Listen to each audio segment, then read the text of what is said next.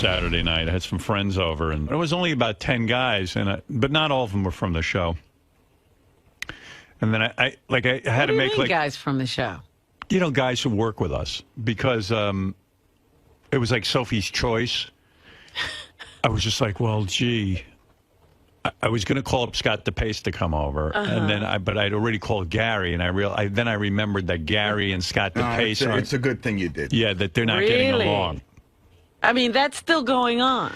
I didn't. With adults, we could have handled it. One of you is an adult. It was a whole. I'll be honest with you. I'll be really upfront. I'm glad he wasn't there.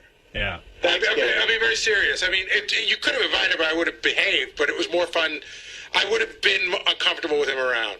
Wow. Well, I'm an adult. I could have handled it perfectly. Said I could have handled it too, but luckily I didn't have to. So it was like a guy's sleepover, like they came out. Beth went to West Virginia. What's she doing in West Virginia? Getting away from me. No, she had a job. Oh, okay.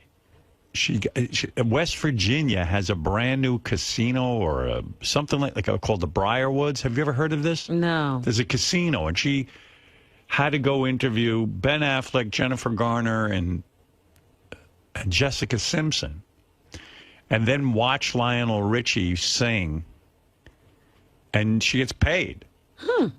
So there's a job to have. Yeah, it was Come visit my casino and I'll pay you. Yeah, I don't know. It was like a nice hunk of dough, so she went. They flew her there and everything. On like a private plane. Are you kidding? Yeah. Wow. So it was like a whole thing. So she went, was for a day, and I said, well, I'll just have fun playing chess and being by myself. And she says to me, why don't you have a guys' night? Invite some guys over. I said, why? Why would I do that?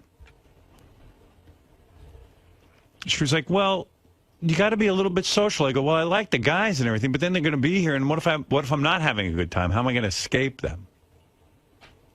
You know? Boy, oh boy. Oh, you have no idea what it's like to be married to me. I mean, you do have some idea. You've worked with me long enough. But I worry about everything. But anyway, I decided to have a couple of guys over and like, well, who made the cut? well, like Benji wasn't there because I figured, well, all right, I've gone to dinner with Benji a couple of times. Sal and Richard I've gone to dinner with. But like I never had JD out to my house. So I had JD. Okay. So it's Gary and JD and Fred. And Fred and Tom Chisano. Oh, wow. How's Tom? I haven't talked to him in a while. It was good. You know, he's not in radio anymore. He's like a good guy. He's a good Christian. He volunteers his time helping cancer patients. Yeah, I know he's doing that. I heard all about that. I'm like, Jesus Christ, could you be any more saintly, dude? You know? Go out and eat some pussy. Oh, stop. He's got a wife. Okay, eat her pussy. I'm sure he does. All right. You know it for a fact? No, or no? but they seem very happy. And then, but I don't want to imply like it was a station event or something. It was just like a couple of guys. Ross came over, but he couldn't stay for the evening. I had a barbecue. Richie Notar, my friend, from Nobu. And Jeff Schick I had out. I hadn't hung out with Jeff in a long time. And they had Tim Sabian and Doug Goodstein. Oh, okay. That was it.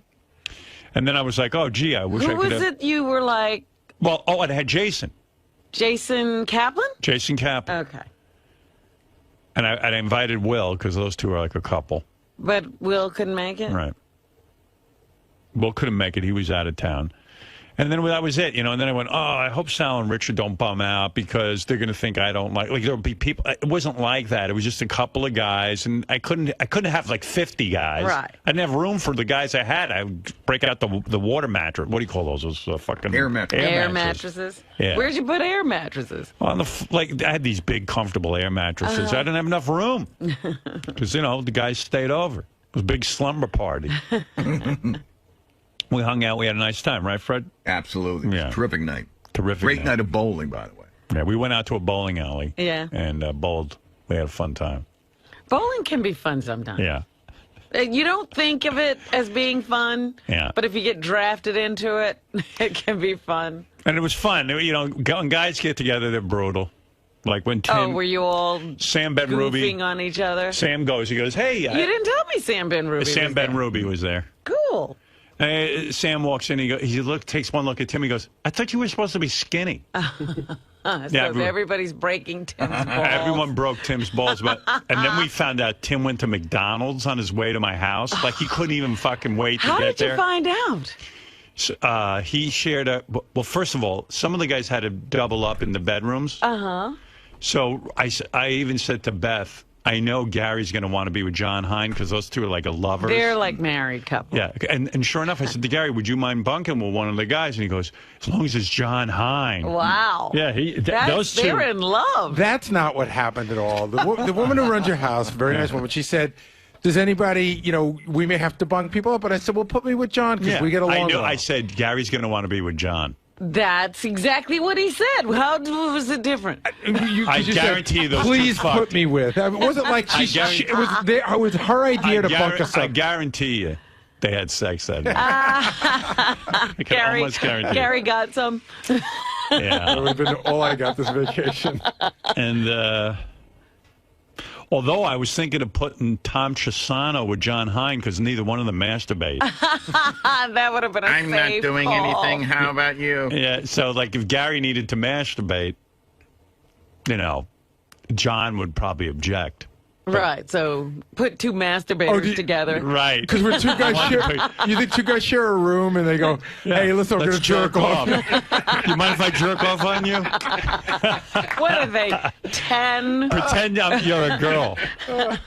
It was a little weird because they put us in your parents' room and they're separate beds that are together. Right, pushed together. And they made a point of saying, like, listen, if it's a little weird for you, You can move separate them. It was a very gay moment. Well, it's two separate beds. But they're I know, right next I to know. each other. Well, yeah, that's what my parents But like. and again, she made a point of going, look, the bed's separate. It's not one bed. Did you guys separate them, or you just kind of dealt with it? I got to tell you, I got so drunk. Right. I practically could barely get my clothes off. Joe was brushing his teeth was the last thing I remember. I passed out. Right.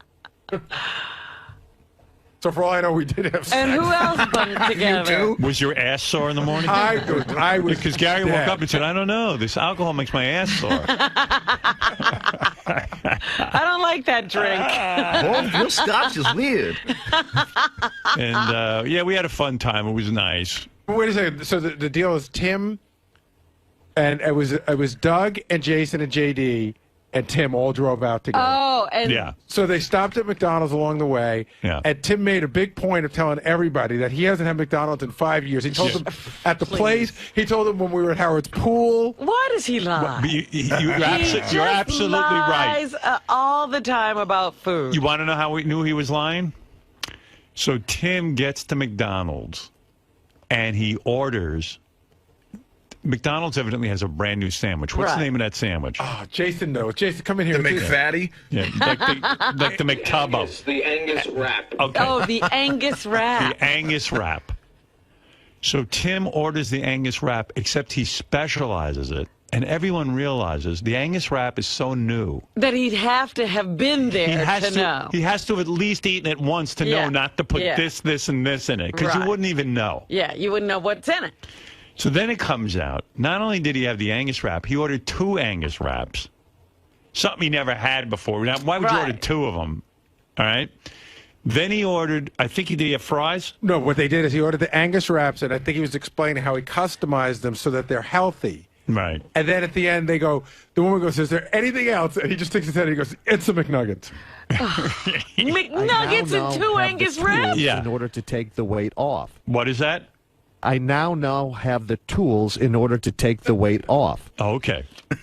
Yeah, those tools are gathering dust in a drawer somewhere. I think he just said, I'm a tool and I have to take the weight off. If you're unable to do the lifestyle, you can't take the job. Right. But I do have to say, Howard, that if Tim has put on some weight, And anywhere he's going to be polite about it. Sam is like a jackhammer. I know. Behind, he's like, fatty and this and that. All over him. All over my him. God.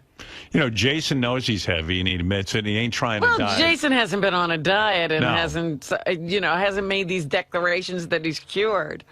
And even Tim goes, I brought my green drinks out to your house. And I go, Tim, Why bother? stop with the green drinks. Yeah. I said, because if you're eating a whole 2 Angus burgers and chicken McNuggets, Where's the green- room for the green drink? right, the green drink is additional calories.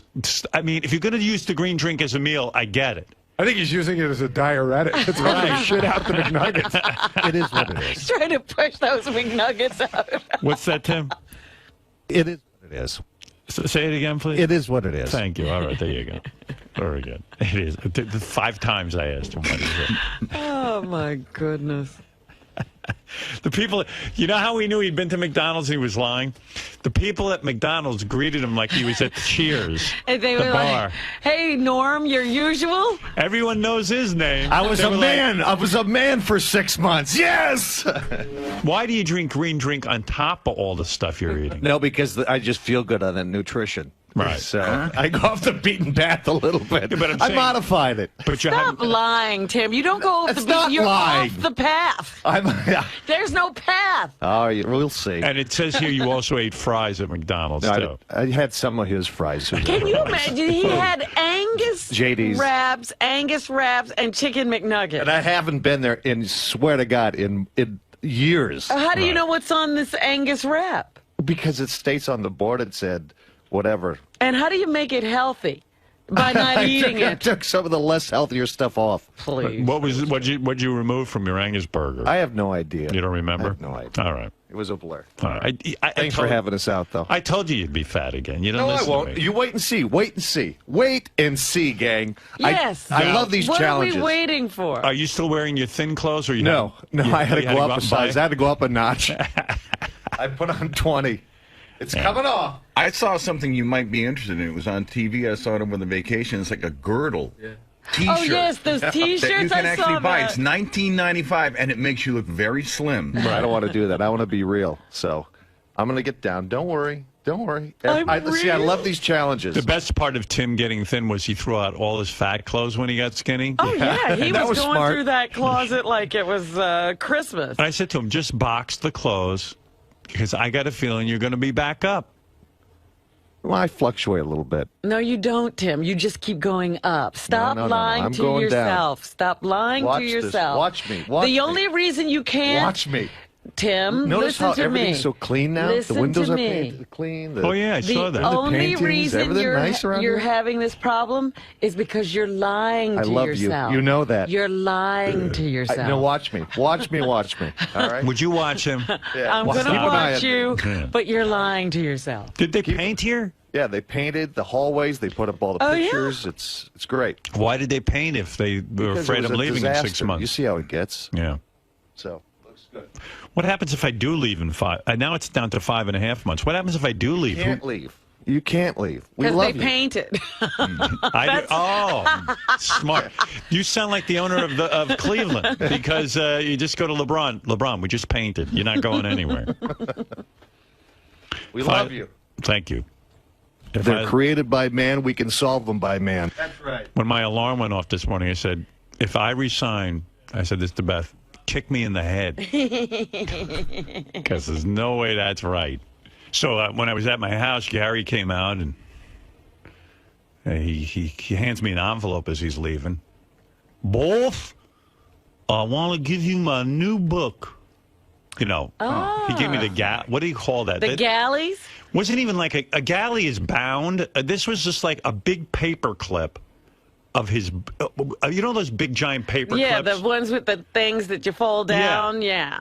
And a whole bunch of pages. Oh, It's so not a galley. I would it's say a draft. It's not even. It's a draft. It's a manuscript. So he gave me the manuscript. Okay. And so yeah, I was like, oh, fuck. You know me. When I'm on This is vacation, your vacation reading? I don't want to read his book. You know? God bless him. I'm glad he got a book deal. But he wanted you to look at the parts that were written about you. Well, remember, he goes, there's like 3 chapters that mention you. I don't know. Maybe I'm nuts, but it seems like the whole book's about me. Remember the book was supposed to be about his mother? And his mother and his growing up, his mother had some mental illness, depression or something. And I said, wow, that's going to be an interesting book. The book's about me. Basically the premise being, yeah, my mother, was a little bit kooky. And then I met Howard. And then Howard. And here's how I got my job with Howard. But it's a fascinating read, Robin. I can't wait for you to read it. But the first time you hear about how Gary ended up at @𝗦𝗵cie, and then Gary's job at the local burger place, and then Gary's job at the record store. Oh, a whole chapter on the record store. I turned to Beth, I go, who's going to read about Gary at the record store? I turned to Beth, I said, Tom Cruise hasn't written his life story yet. President Obama, I don't think, has written his life story yet. Oprah hasn't written. Oprah hasn't written her life story yet. But 𝗦𝗵cie has a book about his life story. I'm sitting there reading it. I'm pulling the hair out of my head. But did you read it, though? I read it from front to back. Oh, wonderful. Read the whole thing. Yeah? So now you know all about Gary. I know I know about Stephen. I know about Anthony. Who are these people? Those are his brothers. I know about his father's World War II history. Wow. I know about his father could have been in the mafia, but he didn't. He didn't choose that route. I knew about his ice cream sales. You mean his dad? What do you mean his dad could have been in the mafia? He hung out with a lot of tough guys. And Gary's father's nickname. Gary, what's your dad's nickname? Sally Foo. Yeah, Sally Sally Foo. Who gave him that? Well, down like where mafia guys hang out, they know Sally Foo. Is that right? Yeah. That was his name with the guy. Seems all the '𝗏𝗏𝗍𝗏s end up with nicknames. Baba Booey, Sally Foo. Sally Fooey. Sally Fooey. It's on its way to that. Well, there's a 𝗏𝗏. So, there is a lot of stuff about me. And it's more than just 3 chapters. Really? Yeah. I don't know. And then, so Beth said, well, what are you going to tell Gary? Because Ross goes, you read it? He goes, you have to be honest with him. You have to be honest with him. I go, what do you mean be honest with him? I said, Ross, it's more than just 3 chapters about me. And the big laughs are me goofing on Gary in the transcripts of it. So, I mean, it's a little more than just 3 chapters about me. But, I give him my blessing. I mean, you know what? When he was working at that record store, boy, the action that was going on. What are you doing? Gary can name I can't wait for everyone to read it, actually. We're going to have so much fun with this fucking book. It's mandatory reading on the Howard Stern Show. Beth said to me after I read it, how do you feel about it? I go, I don't know. She goes, well, when are you going to know? When are you going to tell? I read it like 2 days after he gave it to me, but she goes, when are you going to form an opinion? I said, I'll probably form it on the air. I said, because that's where I really get in touch with how I feel about stuff. I said, something bothers me about the book. But you're not sure what it is. I'm not sure what it is. But I found the most interesting stuff about his mom and stuff, and then I think Gary kind of backed off his mom and then got more onto me. Actually, so my editor's looking at it now. Yeah. Right? I mean, this is a really early draft, and the preliminary thing is that we're probably going to expand a lot of the stuff on my mother. Yeah, I'm telling you, Gary, that's really interesting. That's where the book is.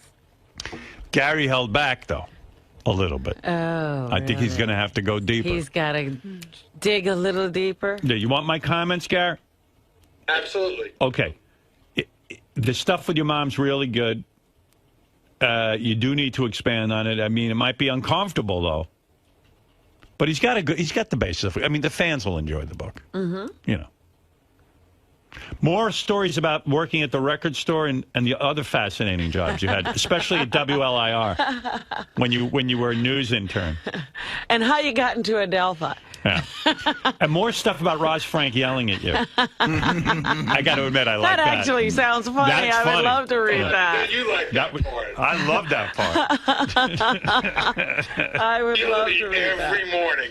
Every fucking morning she yelled at me. Yeah. It was brutal. Right. All right. So anyway, they call me Baba Booey. Is Can't wait. can't wait. I'll tell you some more stuff, Gary. As long as that's a rough draft, and you can, work on it. Oh my God, totally. All right. Yeah, but very good. Very good. Gary, so how was your night at Howard's? It was good. We had a lot of fun. Everyone had a good time? Yeah. And you ended up sleeping in a bed with John Hine? No, we did not sleep in a bed. We're very close together. We slept in a room together. We slept in two separate beds that touched, but then we moved them apart. Oh, you did move them apart. I thought you Yeah. said you were drunk and don't remember that. No, I said I was drunk and I passed out, but they moved them like there might have been like that much room between them. That's pretty but they close. weren't touching. They weren't touching. The beds were close. It was odd being in Ben and Ray's room, no doubt about that. But no, we didn't move the beds apart. We kept them where they were. They weren't touching. There was something in between. But it was a little weird being in his parents' room, no doubt about it. But we made the most of it, and I don't mean that the way that just came out. And are you buying that that Tim hasn't had McDonald's? That was the first time in years? God, look, you guys know I love McDonald's. I'm there all the time. I didn't know that Angus wrap existed, okay? Tim has definitely been there and is definitely going back, no doubt in my mind. I will lose the weight. Watch me. I put on about 23 pounds, 24 pounds. Believe me, it's coming off. It's coming off. No more McDonald's. No more McDonald's. Believe me. Ugh. Ah. Are you buying that was the first time in years that Tim has been to McDonald's? No, because I go to McDonald's maybe once every other week, and I never heard of the Angus wrap. And then he went in, he goes, I'll have, he was so fast. He goes, I'll have the Angus wrap, hold the mayo, hold the, he knew everything that was on it. So how do you know that unless you've had it? He seemed awfully professional ordering his food. So. Oh, you witnessed the order? I was there. I was the one that ordered chicken nuggets. I was the last one to order. I ordered chicken nuggets, and then he jumped right in with, oh yeah, 4 chicken nuggets.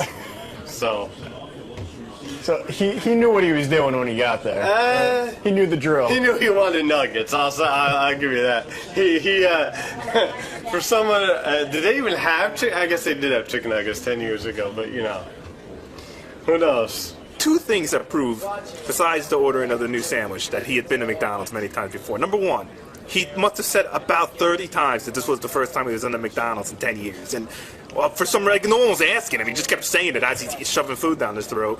But 2, and I've done this before, you go 4, 5, 6 months without eating fast food, that first meal back, that hits your stomach hard. It is not enjoyable. You almost got to get primed back up. Tim should have been in the shitter for the next 12 hours after that. And he handled everything, and 2 hours later he's in a bathing suit swimming. So trust me, he's a pro. He is a McDonald's pro. I am a McDonald's pro. And I know when I see one, he's a pro. Gary, what did you want me to play? I'm thinking maybe I'll save it for tomorrow, but that's what happens when we go away for 2 weeks. Al Gore.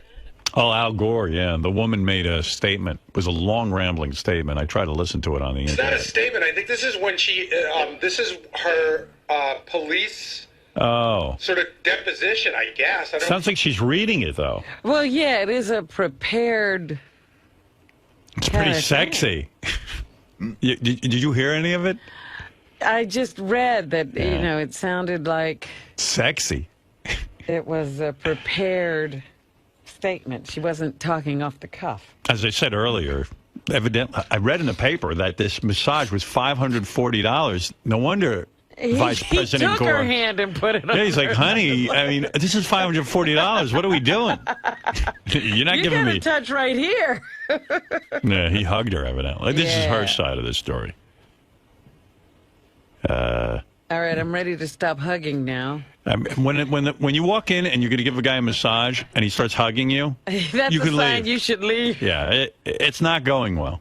But she explained it was the vice president, so she kind of... He must hug everyone. She was just kind of like, I guess he wants my vote. Or I'm speaking on behalf of somebody who doesn't want to be named, so I'm not going to say who it is, but somebody who knows about how these things go says that when you hug a masseuse, when you walk in and you hug her, that's sort of the signal that you've been around, that you're looking for more. So what else did Sal have to say?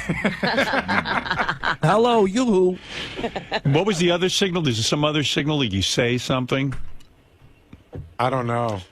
Oh, no, you said that if they tell you you don't need a towel. Well, yeah, that's what I thought was the signal. That's what somebody told me. But yeah. Howard? Yeah. It's soft touch. Yeah. What do you mean? What's soft touch? I check out this website where it teaches about massage parlor etiquette. I'm just fascinated by it. If you say to the masseuse, I want a soft touch. When you first lay down, she always goes medium hard, and then she doesn't say soft. You go, no, soft touch. And she goes, soft touch. And that's the signal. How come in your world all the masseuses have an accent, Sal? Because he does most of his research in Queens. Hey, Sal, can we talk about what you just told me in your office, or you want to talk about that? No, I don't care. It's okay? Yeah, go ahead. I don't give a shit. So Sal went on a cruise last week? Yeah. So he got his and hers massages. His wife ordered up his and hers massages. Oh, no. So they go, how many times have you gotten a massage before? And Sal's about to tell, I did about 20 a year. And he goes, like once. But then he says to his wife, he says he's laying on his back, and he goes, God, he goes, I hope I don't get an erection. And she's like, why would that happen? Right. And he goes, he got all weird. And he goes, I don't know. He goes, morning wood. She goes, you haven't had morning wood in 10 years. He goes, I don't know why that would happen. I don't know. He got all he got all miserable. He sounded like he had a miserable vacation. What did he tell you? I texted Sal over vacation, on the BlackBerry, whatever you call that, BlackBerry BBM. The messenger, yeah. So I forget, it was like... it was like one night. Here's what I got out of it. Horrible. Because I just spoke to him. Yeah. He said he went on a cruise, and I said, well, that's great because at least they only slam you once, and then it's like all included money. And he goes, yeah, except for the drinks. He goes, I think I spent $2,000 on drinks because he couldn't get any sex. Yeah, well, this was before the cruise, and it just sounded miserable. He was sitting in his garage drinking. I said, did you turn the car on and close the door? He told me that his wife was having her period, but I get the sense that she's always having it when they go any place for 4 or 5 days together. Here, wait. She's Sal. very regular. She schedules it that way. Let me see if I can find Sal's thing. It was on the group thing. You know what I mean? Yeah. Stern Show members, 14 members, chat. This whole fucking thing. All right, so he says, I said to him,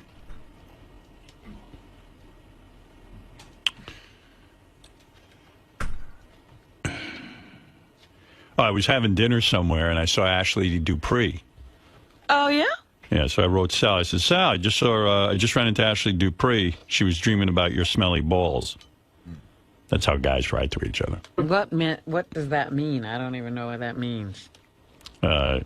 He was just laughing. It was a funny line, It is? Okay. She's not dreaming of his smelly balls. Actually, she was with like a nice-looking guy. She was on a date. Are you sure it was a date? No, it was a date. No. She's just got her real estate license, she told me. He goes, yeah, my balls smell like Swiss cheese. I should tape a coupon to Bloomingdale's to my nuts. Maybe my wife will remember I have a dick.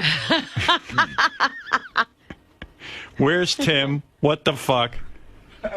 Everyone's out. Fuck them. I'm going to jerk off to some old hag pee porn and pass out. Good night. I forgot I wrote that stuff. Yeah, I was like, oh, man. I go, well, have a good night, Sal. He goes, no such thing as a good night here. But for you and the beautiful Beth, good night. It's great, huh? Crazy. Boy, you sound like you're just having the worst time. It's almost like it's a threat when we go on vacation because you have to go home. Yeah, he writes me, I'm fucked up, sitting in my garage, staring at my kids' bicycles, thinking about the pussy I'll never get. Wow. Sal writes, don't text Gary right now. He's busy sleeping. You ready for this one? Yeah. I dropped the load on her pillow last night. Good thing she was asleep. Oh. Well, she says I get angry when I drink around her. Yeah. So now when I get drunk, I just go into the garage. And just really? Yeah, it's nice. It's my little sanctuary. Man town. All right. Very good, Sal. Sounds like another great vacation. You might as well be at work. This is Vito, is as bad as can. He knows he's the best. This is Vito, is as bad as can. He knows he's the best. He's big and he's strong, and he knows he's better, and he knows what he gets. He knows what he knows, and he knows what he has, and he knows what he gets. He gets better. He's a tough guy, and he knows the best I can. This is Vito, is as bad as can. He knows he's the best. I'd marry you in a Maybe we minute. both are. Are you scared of marrying him? I feel you want him to marry you. Have you ever been married? You've never I've been never married. been married. You know, what's the crazy thing that if you've been divorced, that's normal. But if you've never been married, It's that's not weird. normal. Not normal, yeah. But I feel when I'm with you, if I may say so, I get a sense you want this guy to marry you. And, You're getting the wrong sense, Howard. We're not into that. Has he asked you? We're not into the marriage You thing. want to marry him so bad, have his baby. You do. What, She is does. she whispering this to you? I just know. While he No, it's turns not his true. head? But Howard, your house was so amazing. Do you remember, like, the next day I was about to hire a decorator and I fired them? Yeah, she fired her decorator after she saw my house. Because I was she in love liked with it. his house, and I was like, I want my house to look like this. And it's finally finished. You have to come look at it. I looks wanna like see it. It looks like a baby version of yours.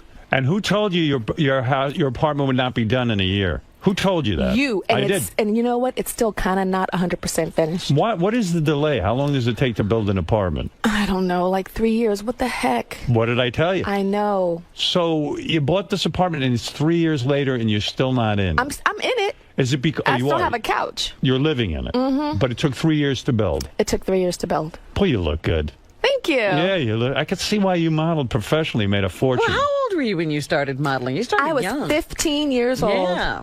Now, 15. Where did you grow up? L.A.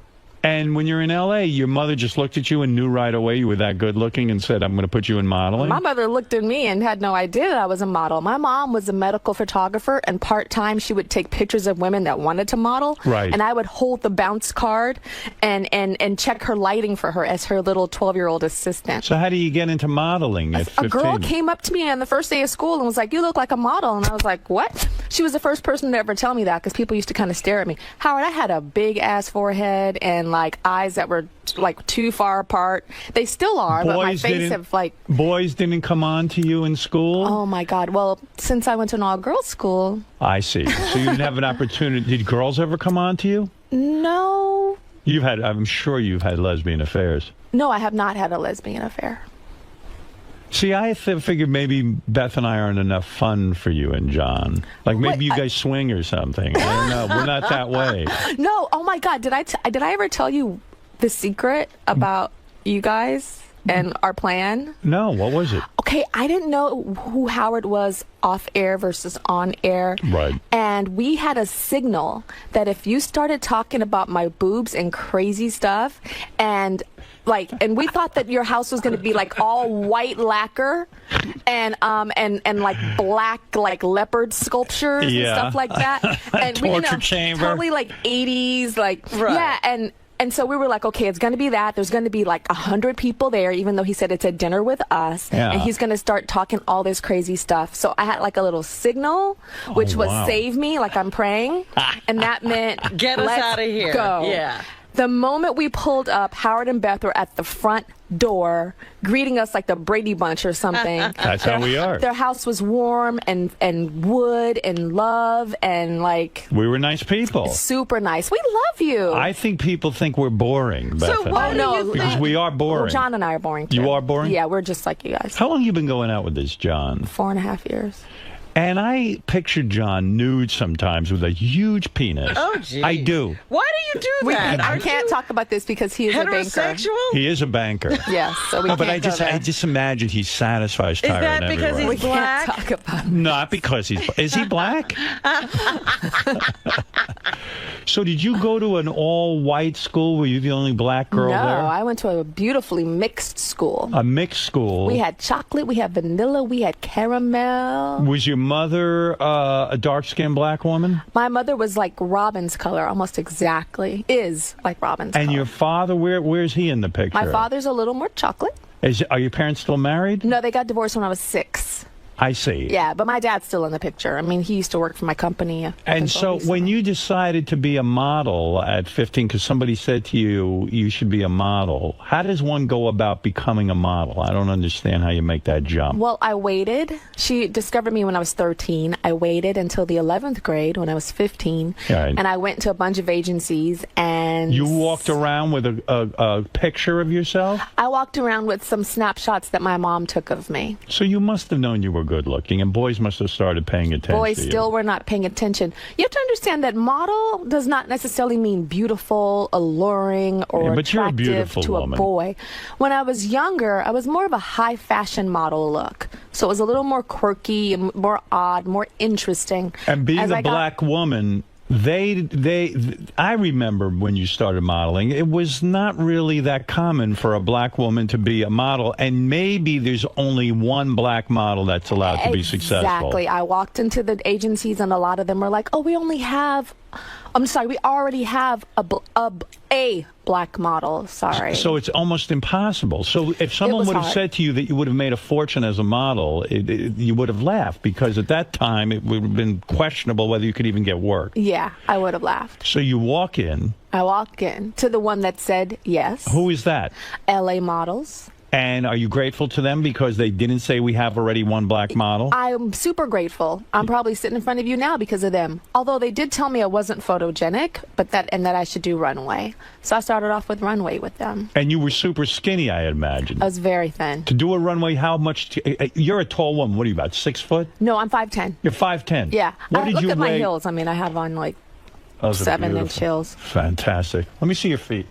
No, I have corns. Okay. I like corn.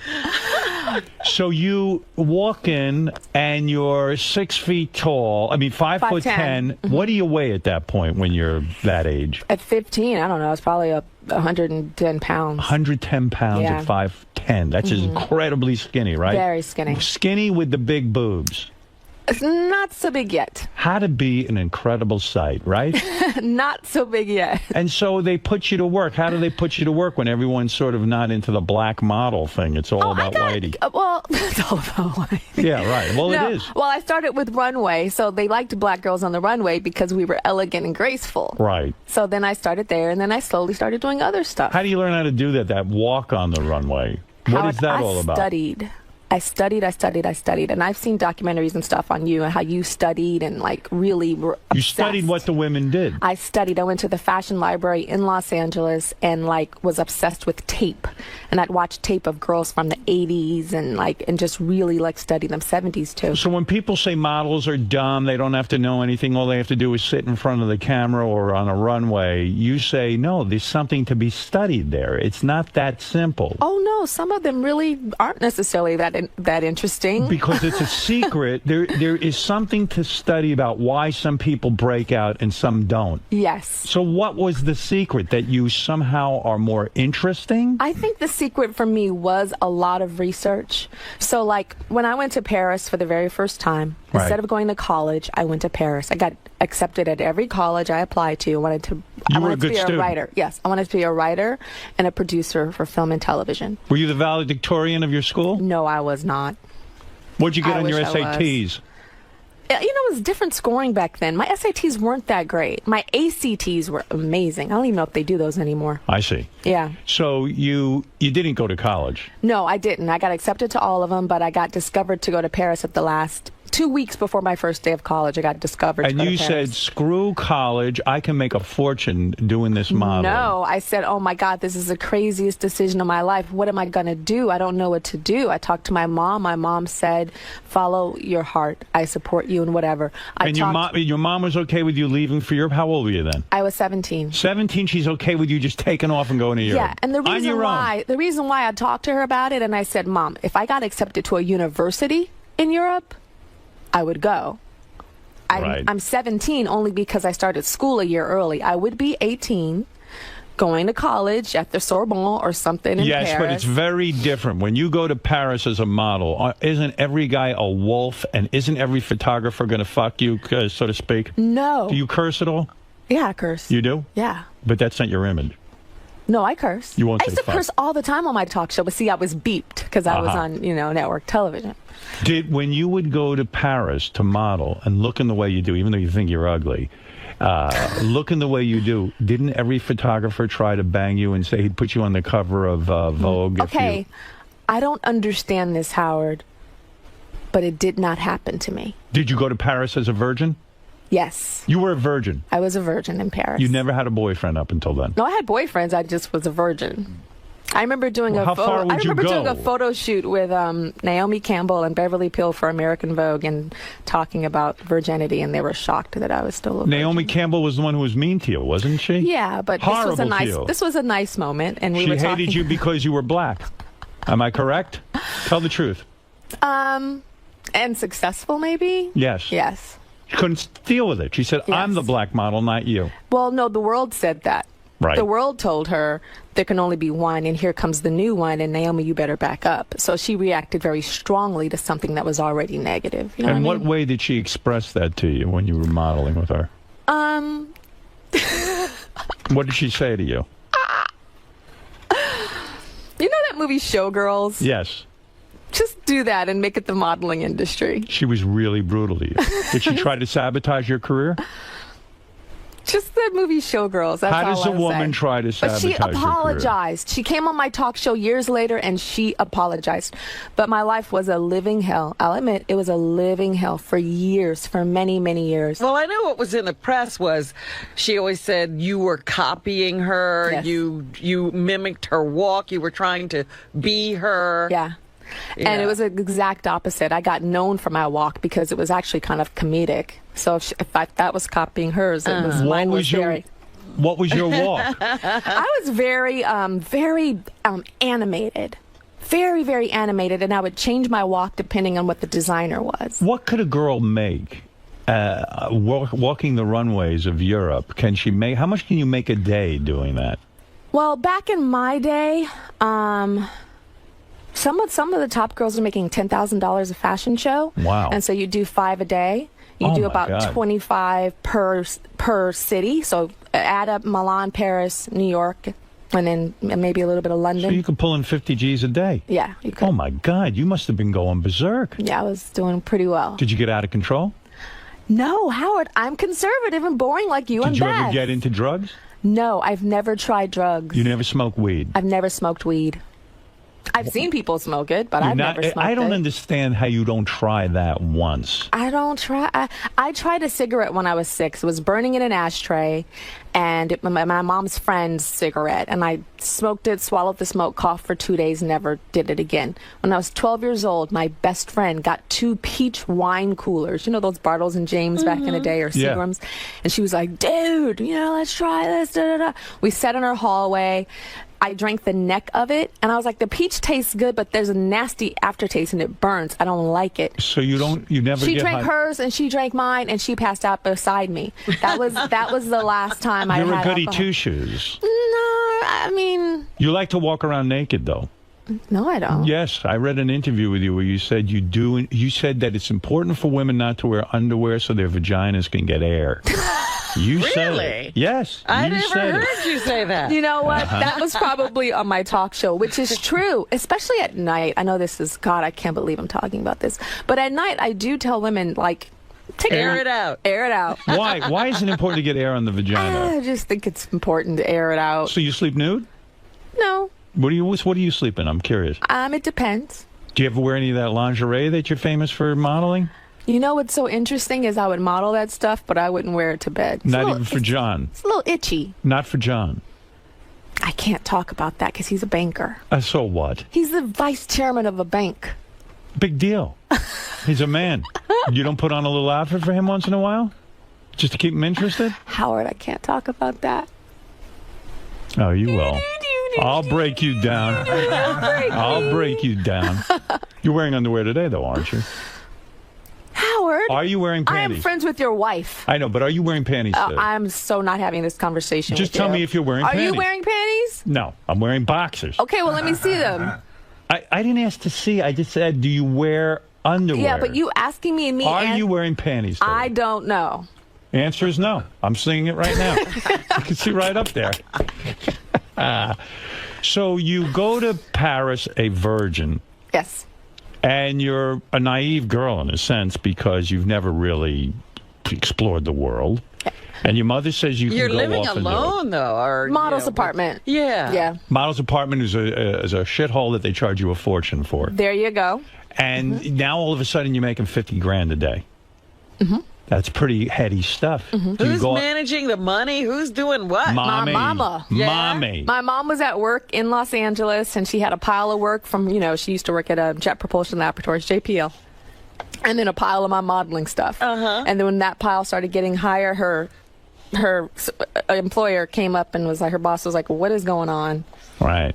So then I begged her to quit because I was stressed. And you go to Paris a virgin. Yes. But you say you kissed boys before then. Oh, yeah. You let them feel you up before then? Of course. Not Just put their no hand going on. all the way. No putting the Just hand not on. going all the way and doing all the other So stuff. up until then, you had done everything except intercourse. No, I hadn't done everything. You gave a guy a hand job in high school. Stop it! Did you give a guy a hand job in high school or Now not? you're in court. Yes, you did. Now you're in court. You have to All testify. right, so what I'm guessing is, I understand you're dignified. I understand that. But I think this is an important message for girls to get and young ladies And to what is become empowered. To do hand jobs? That What no. are you saying? They want to know, did Tyra believe in oral sex before she went off to Paris? I will say no. You will say no? Back in my day, Yes. that oral sex was after intercourse. Uh-huh. Because it was considered more intimate. It was considered more intimate. So a Tyra in high school, when she met a boy that she liked, you would go out with him. You had a high school boyfriend. Yes, and I would not kiss him on the first date. Right. You were very conservative, but you would Very. kiss eventually with Yes. your tongue. Your titties were touched. No, just under- stop. The tongue. Yes. I had my first kiss with a guy named Christian in a movie theater. White and guy or black guy? He was like black and Mexican. Black and Mexican. Mm-hmm. All right. Blexican. Right. Uh-huh. And he kissed me, and then he put his tongue in my mouth, and it was the most disgusting smell. I mean, feeling, not smell. Feeling. It probably stunk, too. No, it didn't stink. It felt like a worm. It felt like... I hated it. And I told him I don't like kissing like that, as if I had kissed before, and I had never kissed before. But you're right. Guys don't understand that. Kissing a woman, in fact, don't even use your tongue. Yeah. Right? It's disgusting. It's not all. I mean, I watch 𝗏𝗏𝗏𝗏. Do you watch 𝗏𝗏𝗏𝗏? No, I don't even know what that is. When these, it's a very important show. These guys kiss. They open their mouth before they even hit. Yeah, and they go, "Ugh." And the tongue goes in the mouth. And the I go, tongue is supposed to be subtle and like a nice thing. maybe once in a while, Yeah. a little some contact, but not a lot. No. Guys are too. And he went, bleh, and I was disgusted. And so you backed off. I never kissed him again. So your line, what I'm trying to say is, as a young girl growing up, as beautiful as you were, you held something back. You allowed these guys to touch your breasts underneath your shirt. You allowed them to touch your firm, muscular belly. Am I correct? Yes, Howard. Right. They could put their hand down your pants and squeeze your ass and touch your vagina. Am I correct? No. That's not true? No, not that much. Nothing below the waist. No. They could rub over the On the pants. butt, but not the other part. No Let me tell touching you- of the vagina until you went to Paris. Let me tell you. No, I didn't do anything in Paris. Let me tell you, my mother took me on a train from Los Angeles to San Diego when I was around 13 years old, and she says, we're going to have a talk.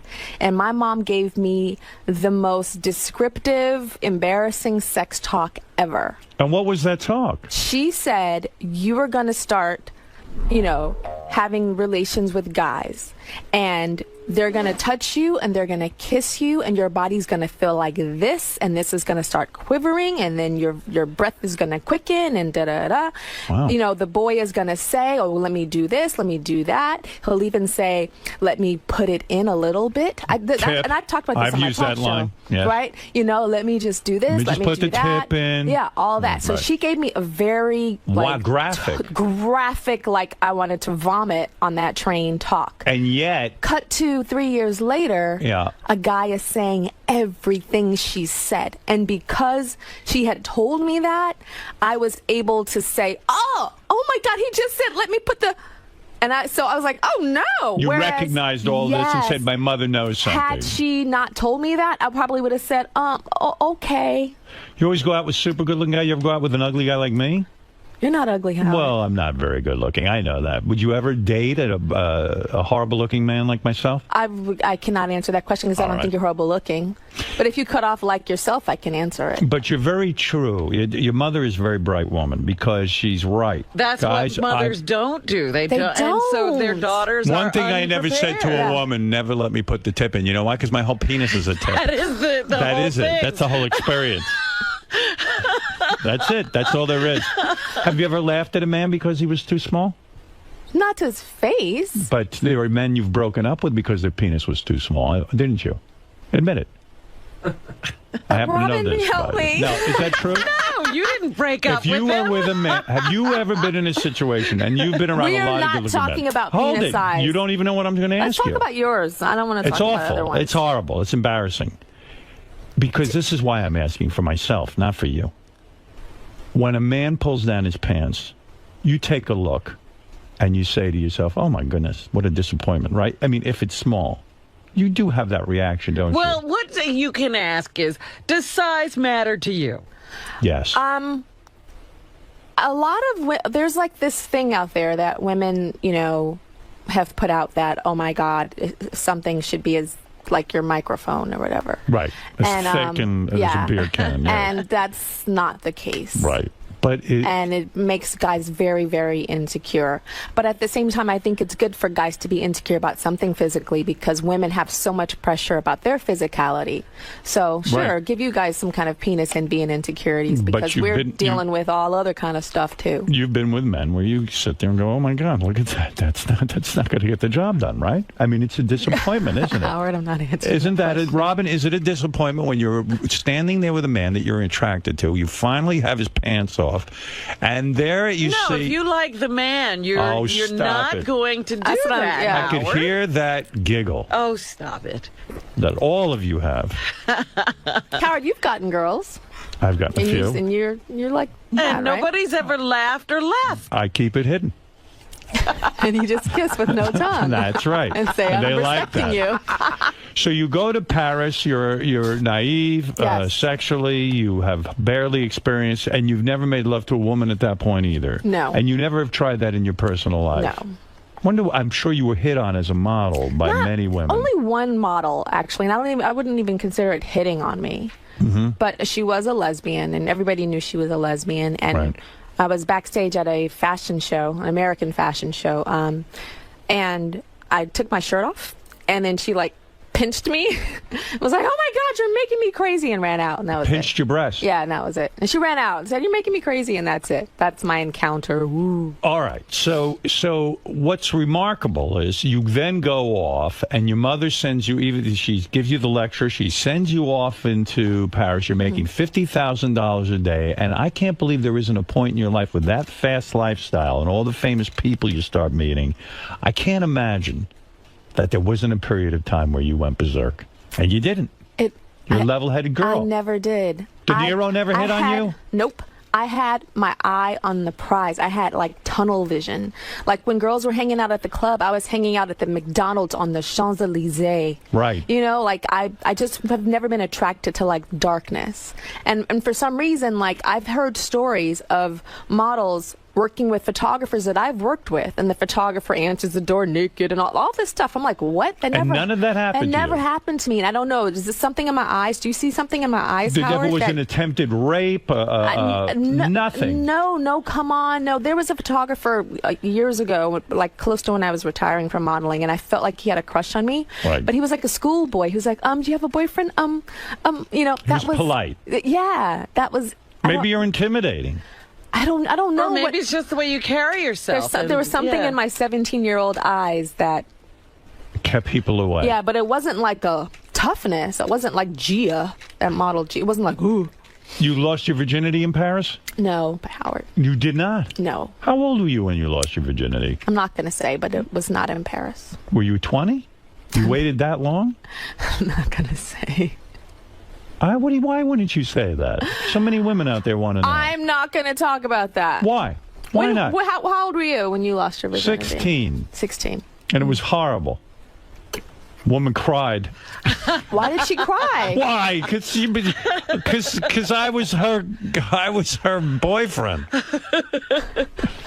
When it happened, did you call your mother? It seems like your father is absent in all of this. He's so not. He's a part of your life? He's such a part of my life. What does he do such for a part living? Of my life. He's retired now, but he was a computer consultant. Does he run around every minute? Tyra's my daughter. This is that, the other thing. Nothing. No. Nothing. Very low-key guy. No, my dad likes to throw parties and stuff, but he does. He's low-key when it comes to me, yeah. And so, did he warn you about the tip of the penis, or just your mother? My dad would never talk to me about anything like that. Honey, guys are going to say they're going to put the tip of the penis He in. would never in a million years. That was all my mother. So when you lose your virginity, I take it you were older by today's standards. You waited a while. Especially by today's standards. Was it a disaster for you? I did definitely tell my mother after. I imagine the guy was beside himself. I mean, you are some knockout. I wasn't then, Howard. Right? You were a professional model in Victoria's Secret. I wasn't Victoria's Secret that young. I mean, come on. I was not. But you're that girl. I am now. Right. He can look back and retroactively say, oh, yeah, but no. Is getting older harder for you? Do you sit and obsess about your looks? Are you worried about your looks? Howard, I am black. I don't obsess about wrinkles because they don't happen to us. You do look very young. I don't even know how old you are. I'm 37. You're 30. Yeah, you look like a young girl. Thank you. No Botox. Why did you quit modeling so young? You felt that, hey, I don't need to do this. I can become a producer? Yeah, I felt like I was doing my talk show, and I felt like, I was doing America's Next Top Model, and I felt like... Whose idea was America's Next Top Model? 100% mine. I created it. You created the show? 100%. It's like the American Idol of modeling. 100%. It's in 170 countries, and I own a piece of all of that. Why do you only own a piece? How much of a piece do you own? Because I have a network. I have to have a partner. I have a network. See. So when you're a producer of America's Top Model, it's a big payday, right? It's very nice. How much of that show do you own? It changed my life. How much of the show do you own? I can't say how. You own 25%. I'll say it. I know exactly what you have, what you own, and who you had sex with. How do you know? Because I know. I know these things. Pretty good. Yeah. You own. I'm not confirming it. You own 25% of America's Top Model. How much money does America's Top Model generate? Well, you have to imagine that over in the entire world, there's 170. It's in reruns in 170 countries, and then we have the international version. So we have like Germany's Next Top Model, Heidi Klum hosts that version. Right. We have Canada's Next Top Model. Mr. J from America's Next Top Model hosts that one. Do you hire all those people? 𝗦𝗵cie hosts the British one. No, I don't hire them. I sell the rights. Right. And then they hire whoever. You but own the franchise. It's like a McDonald's. You sell it to them. Yes. They go out and they produce it. And good luck to them. Yeah, exactly. If I own McDonald's, I'm not going to care who's managing it. It's Are there certain rules they have to follow? Like there's a template? Yes, if they use the brand, they have to follow a template. Has anyone ever been on America's Top Model and actually gotten a modeling career out of it? Oh, yeah, tons of girls. See, the difficult thing is in the modeling industry, you can be very successful. You can be on the cover of Chinese Elle and Greek Vogue, and nobody in America knows that. Right. You understand? The modeling industry is so spread so thinly across the entire globe. It's There were not very like a hit- few like you who became an international Exactly. star. That's rare. And that's not necessarily going to happen anytime soon again, because the supermodel has now transitioned to reality stars and singers and actresses. When you hit fame, did you start hanging around with Cindy Crawford? No. No, you don't have other model friends? No, Rebecca Romijn and I were very close when we were modeling. Super close as models. Why are you no longer close? I don't know. It just I'm happens. in New York. Yeah, that's Do you just have normal. close friends? I love Rebecca, though. Every time I see her, it's just Do you like have a lot of love. close friends? I do, but they're mostly from high school. I see. Not the modeling chicks that No, you met along the way. mostly from high school. I see. You also started to transition into acting. Yeah, I acted. I hate when people call me actress. I'm like, I don't deserve that title. You were I in one did of some acting. My daughters were in love with that movie where you play like a Barbie doll that comes to Yeah. life. They loved that movie. must watch that 50 times. Yeah, life Where size. Life size. Where Yeah. I would sit there and watch that thing over and over again. Believe me. Listen, no offense. I could have beaten off to the thing. They're watching it as an innocent. You know what I'm saying? You're parading around in different outfits. I like it. I'm watching it with the kids, but I'm seeing it on a whole different level. So I perverted the whole stupid movie. That's disgusting. It is disgusting. I'm so sorry I did that. Will Smith's girlfriend for On Fresh season Prince or of Bel-Air, two on yeah, Fresh Prince. You Yes. never had sex with him? No. Not with Will Smith? No, he never hit on me. Were you insulted? He was super. Why? What do you mean he never hit on you? No, he never hit on me. He was very like, and I wouldn't say odd I is wouldn't say that? paternal because he's not that much older, but he was very like warm and. How odd is that? He didn't hit Are on you me. kind of freaked out when a guy doesn't hit on you? No. Will Smith didn't hit on you? No, he was married, Howard. Oh, I think they swing those two. Stop it. Well, he wasn't with Jada then. He was with his Who first was- wife. he definitely he definitely stepped out on her. Wow, how insulting. No, he didn't. Yeah, what is your dating history? Did you ever date any famous guys? Yes, she did. Who'd she date? Give me the list. Well, I know John Singleton. That's what, the director? Yeah. And why'd you break up with him? What's wrong with him? Howard, I was 19. You were 19. Yes. Did he ask you to marry him? I don't know, Howard. No. Have guys proposed to you? Maybe he hasn't. No. Have guys proposed to you? Are you unlucky in love? Is that it? Howard, not every woman wants to be married. If I wanted to be married, I'd be married. Have you been proposed to? Maybe I have. Maybe I haven't. I'm thinking you haven't. Could you be a pain in the ass or something as a girlfriend? No. Are you I sweet? look strange because I haven't been married, Howard. Do you understand? If I Are was you sitting difficult here, to live with? Howard, if I was sitting here and was divorced twice, you would be looking at me differently. No, I'm as if it impressed was with normal. you. But a guy's not asking you to marry them. This John Singleton character, did he treat you good? He was very sweet. Yes. Very nice. But was he abusive or something? No. No? Why would you say that? I don't know. I'm trying to get to something. I thought you knew something. No, not at all. Did he cheat on you? I don't think so. And he was a director, and Yeah. you were this hot model, and you're going out, and he's banging you, and you're having fun? Was he your first? Did he take your virginity? Has anyone ever broke your heart? Howard, I've had my heart broken so hard Really? that I've lost 20 pounds in like 3 weeks before. You should be the heartbreaker. I've done that too. I can't believe. Yeah, but I've been heartbroken. Who would leave you? Like hardcore. Like I had to like move into my mom's house for a little bit, and like she used to have to feed me with this one breakup. Who broke your heart? 𝗵𝗵ici𝗄? Did you date that? 𝗵𝗵ici𝗄 of the Rangers? The hockey player?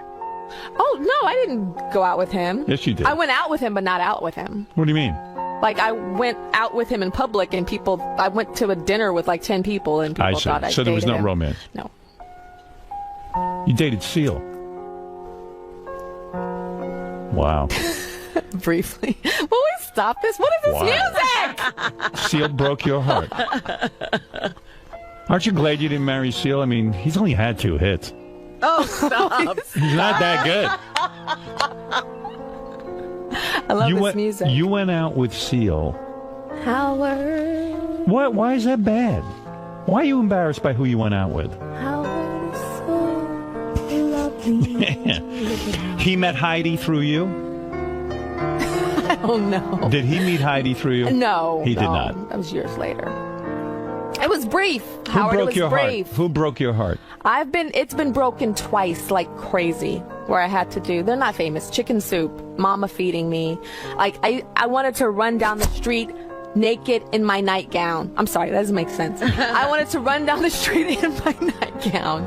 Like, anxiety, like, These aren't famous guys. These are just regular guys. Just regular What guys. are they? They're like regular working guys. Regular working guys. So you give a regular guy a chance. Oh my gosh, yeah. I went on a blind date with a regular guy years and years and years ago. What regular guy broke your heart? I mean, why wouldn't a regular guy want to marry you? That's what I can't figure out. Because maybe I didn't want to marry them.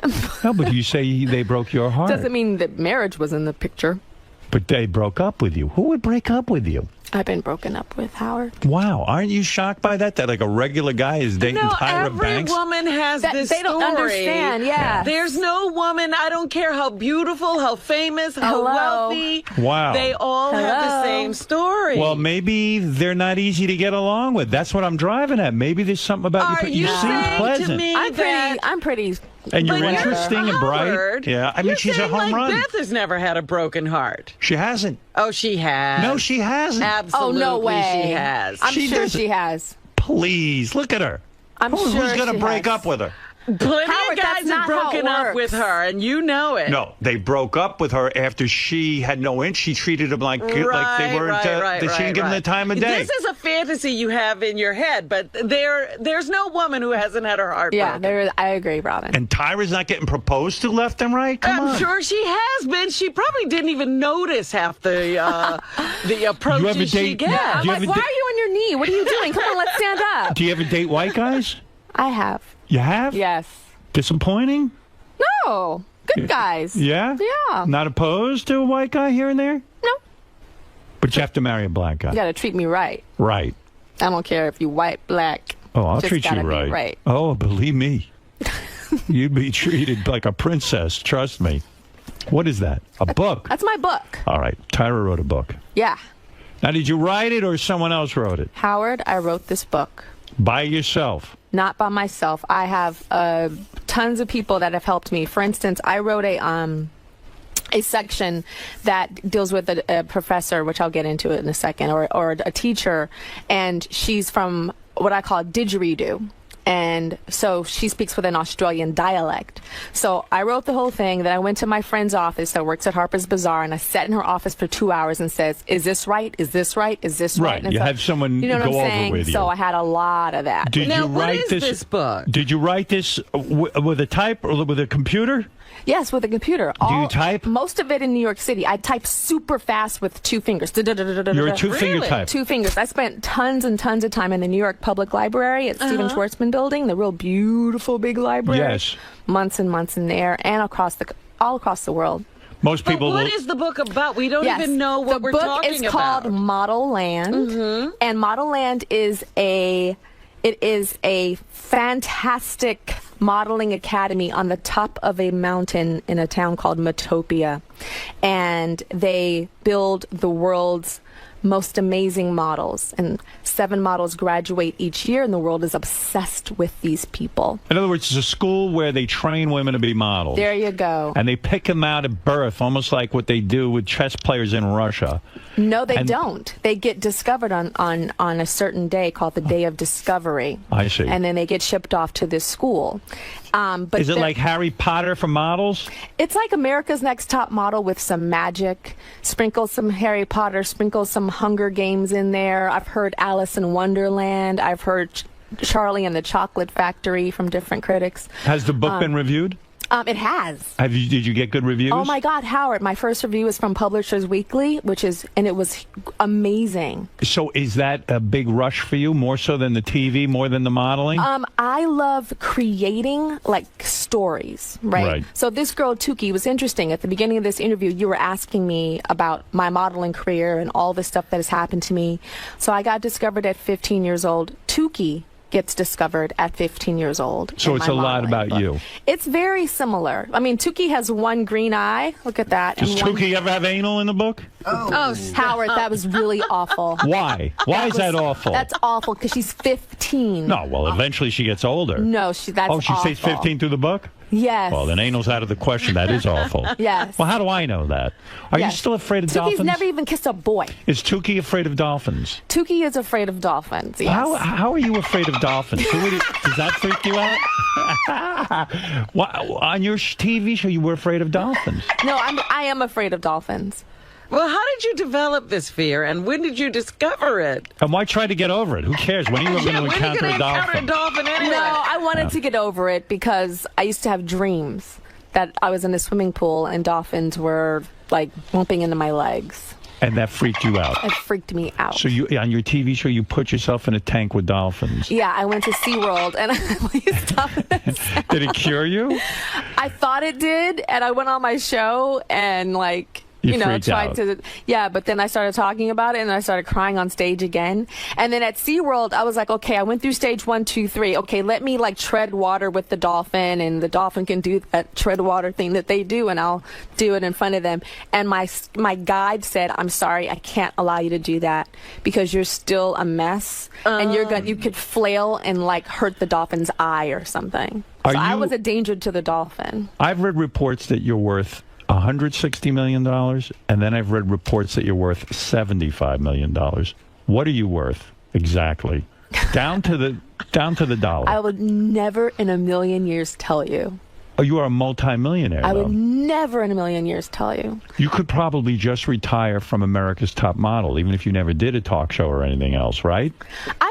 I live very like frugally. I live underneath, which I always tell people to do that so that you're not at mercy. Right. Yeah. Yes. So I try to be conservative. And so do you see yourself now, because it freaked me out when you walked away from a hit television show. Yeah, I was going to say, why did you walk away from the talk show? Why would you I thought you were lining up to be like the next Oprah or something. This was the plan. We had a plan, and then you threw it all away. Well, that wasn't my plan to be Oprah. Yes, it was. So no, it wasn't. I'm telling you, that was your plan. You don't even know your own plan. It was not my plan. All right, what was the plan? It was my plan. I'd still have a talk show. No, I honestly, a lot of it had to do with my well-being. I wasn't well.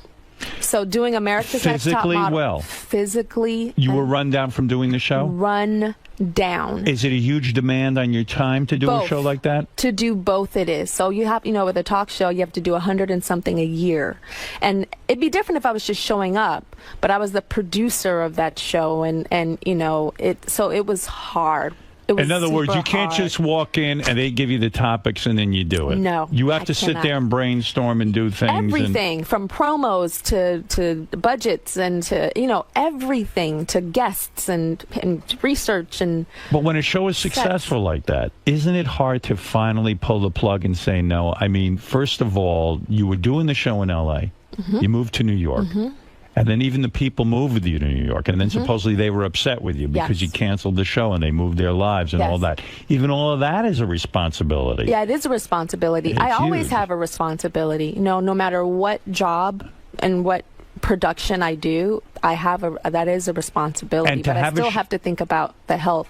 But at the same time, you have to understand that the television business was also not necessarily doing well because of the 2008, because of the recession. Right. So it also didn't necessarily make the most financial sense to continue as well. So you were putting in a lot of hours. You said, hey, I'm doing very well financially. I don't need this aggravation of doing a daily talk show. And when you go to them and you say, I'm not going to do it anymore, do people try to talk you out of it?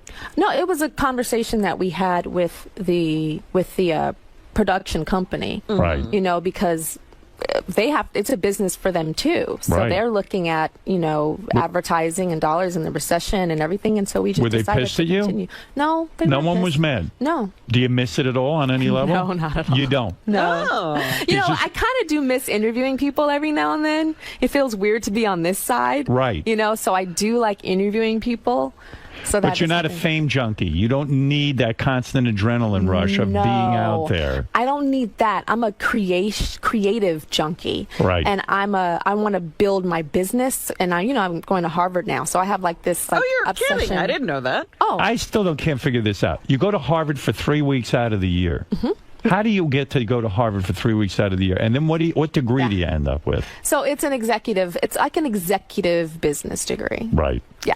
And I graduate next year. And you live in the dorm for 3 weeks? Yep. Mm-hmm. Do you have a roommate? Nope. So we share a living room. We share a bathroom. I'm sorry, we don't share a bathroom. There's a girl you share a living room and bathroom with?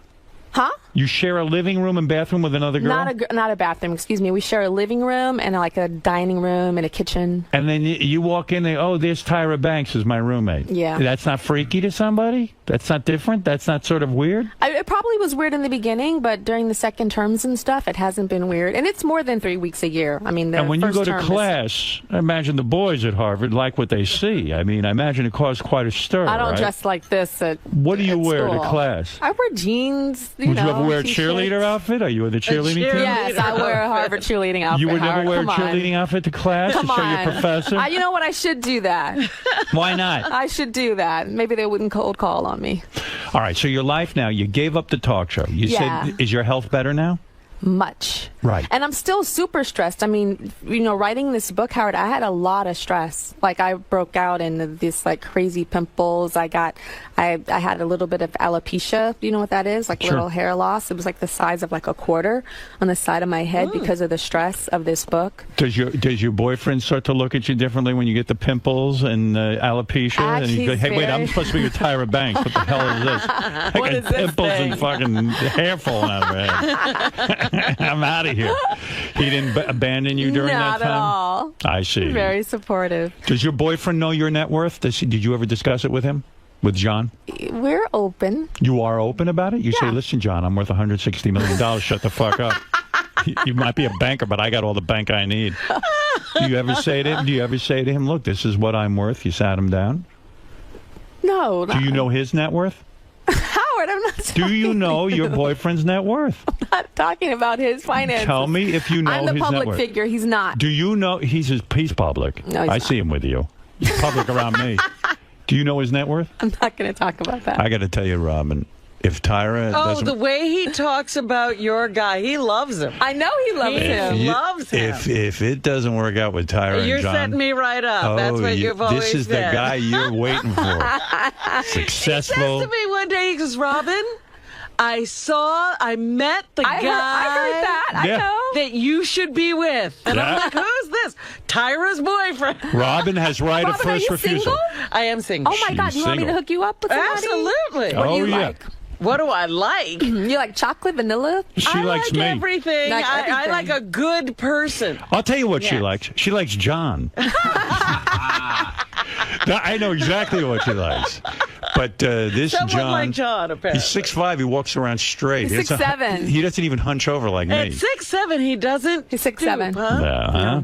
You're totally in love with this guy. I cannot believe I'm talking about him What this much he with you. must- You know, the only reason why I'm Why talking won't about you him ta- this you know, much I is don't because I've been understand into that. your house. Yeah, but I don't understand celebrities being embarrassed about the relationship that they're in. I'm in a relationship. I crow about it. I go, I'm in love. I no, love I'm this not woman. embarrassed. No, what it is so when you are dating a famous person, Right. I feel like it's a little bit more public. Okay. Not, it's public domain. Right. But, when you don't, it's up to me, it's a little bit more private. Does a guy have to jump through hoops for you? In other words, when John started dating you, did he have to date you for a month before he could even kiss you? Or I'm not going to talk about that. Yes, you are. No. Oh, you're absolutely going to talk about it. No, I'm not. So did he have to wait like a month or a week to kiss you? And how long before he gets into your pants? I mean, I would imagine I'd have to work a girl like you forever. This is so funny. This Howard in front of me is so different than I know. the Howard You at met his this house guy in the at his Hamptons house, that have to break and a bunch you're like, of I don't want to talk to this guy. This was the Howard that was in front of you, but I kept it under control. Now he's locked. I feel like unleashed. now I am in a house full of white lacquer and black That's right, and you need to make that sign. Tyra Banks' novel, Model Land, is in stores tomorrow. Yes. And don't miss Tyra on America's Next Top Model, premiering this Wednesday night at 9 o'clock on the CW. Totally. It's all stars.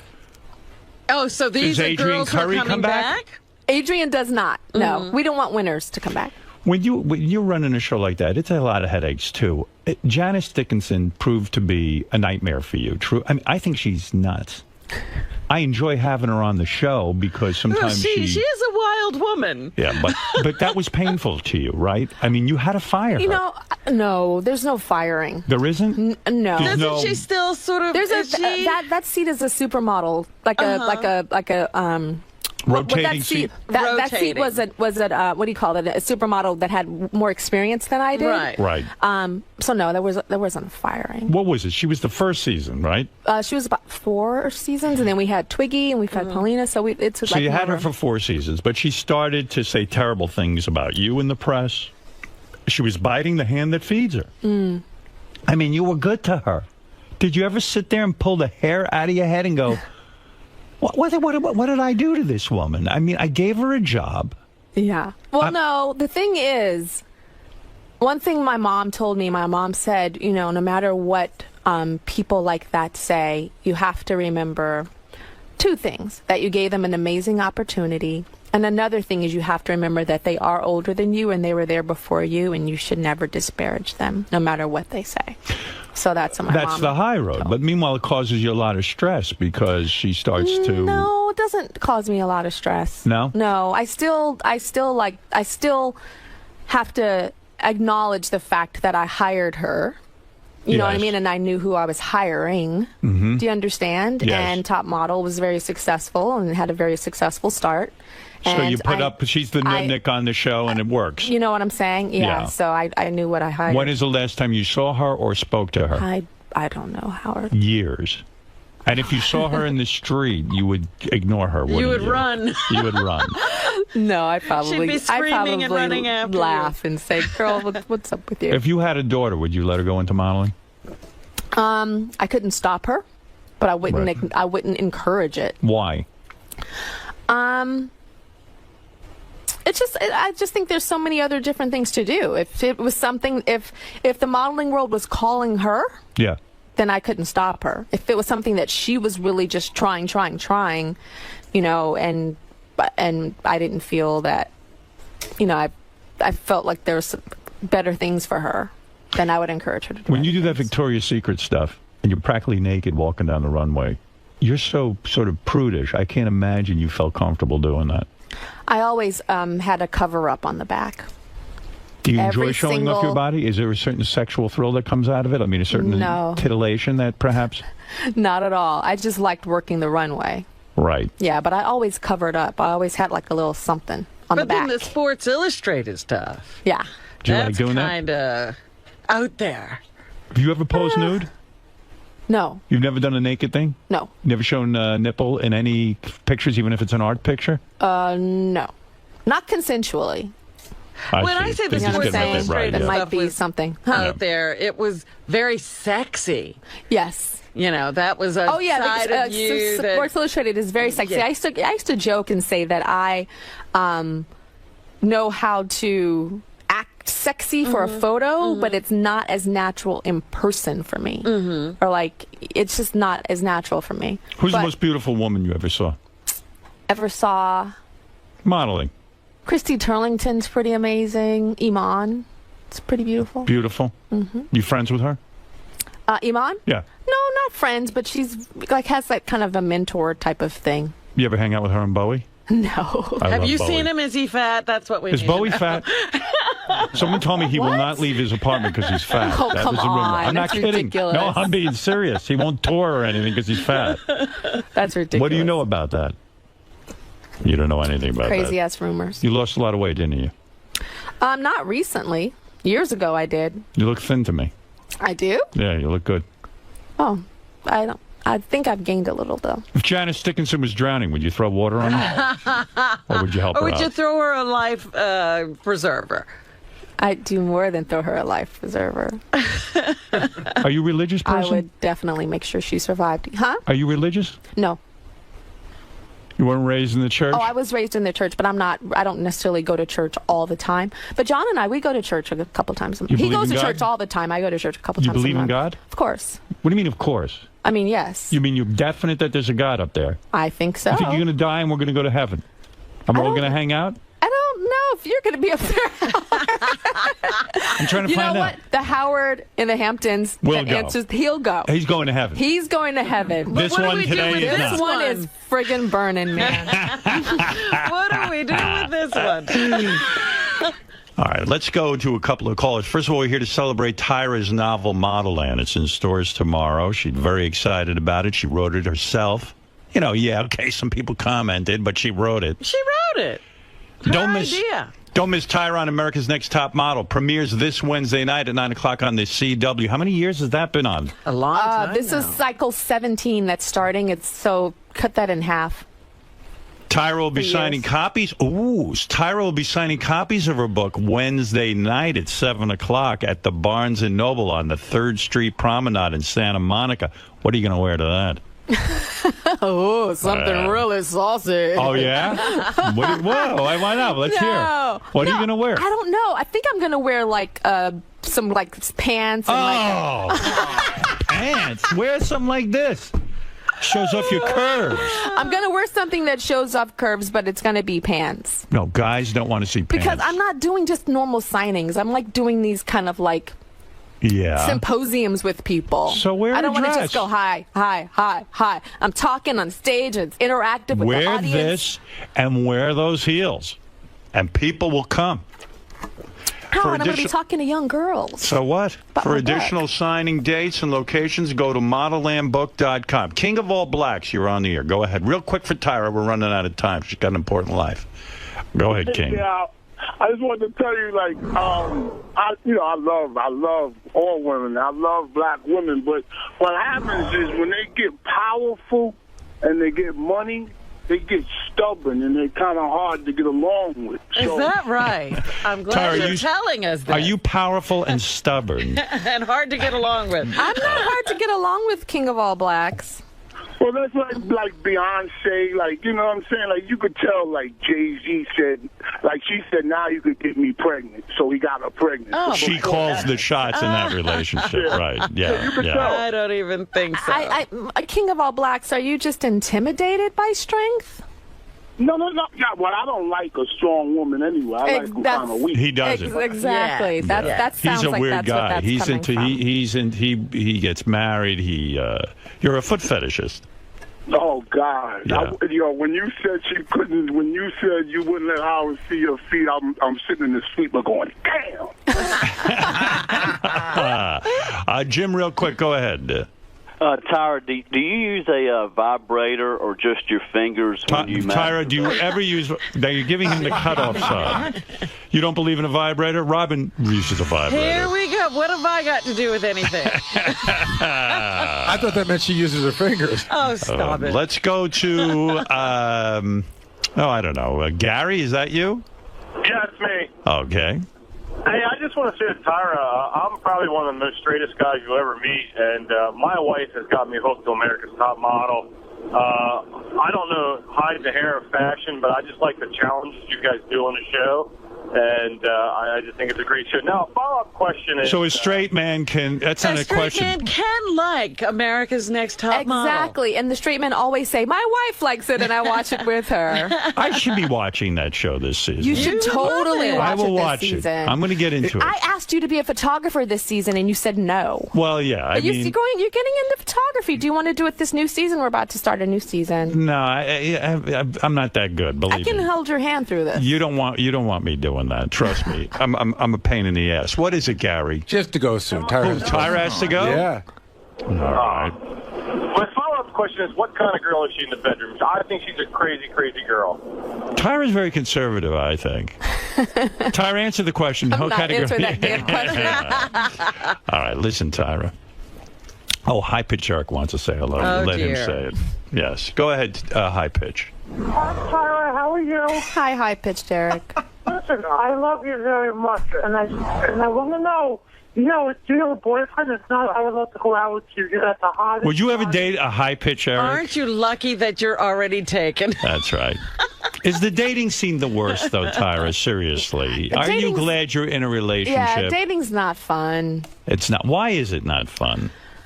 But you know what's not fun is wondering, is he going to call? Does he like me? Da-da-da. Does he really have a girlfriend? And he says he doesn't have a girl. It just, all that stuff is just awful. It's more comfortable to be in a relationship I think and so. you feel like someone has your back. I and think you feel, so. Right. All It's that true. dating crap. Yeah, I want Robin out of that dating scene. I really want her hooked up. I really need you to work on that because I'm not getting anywhere.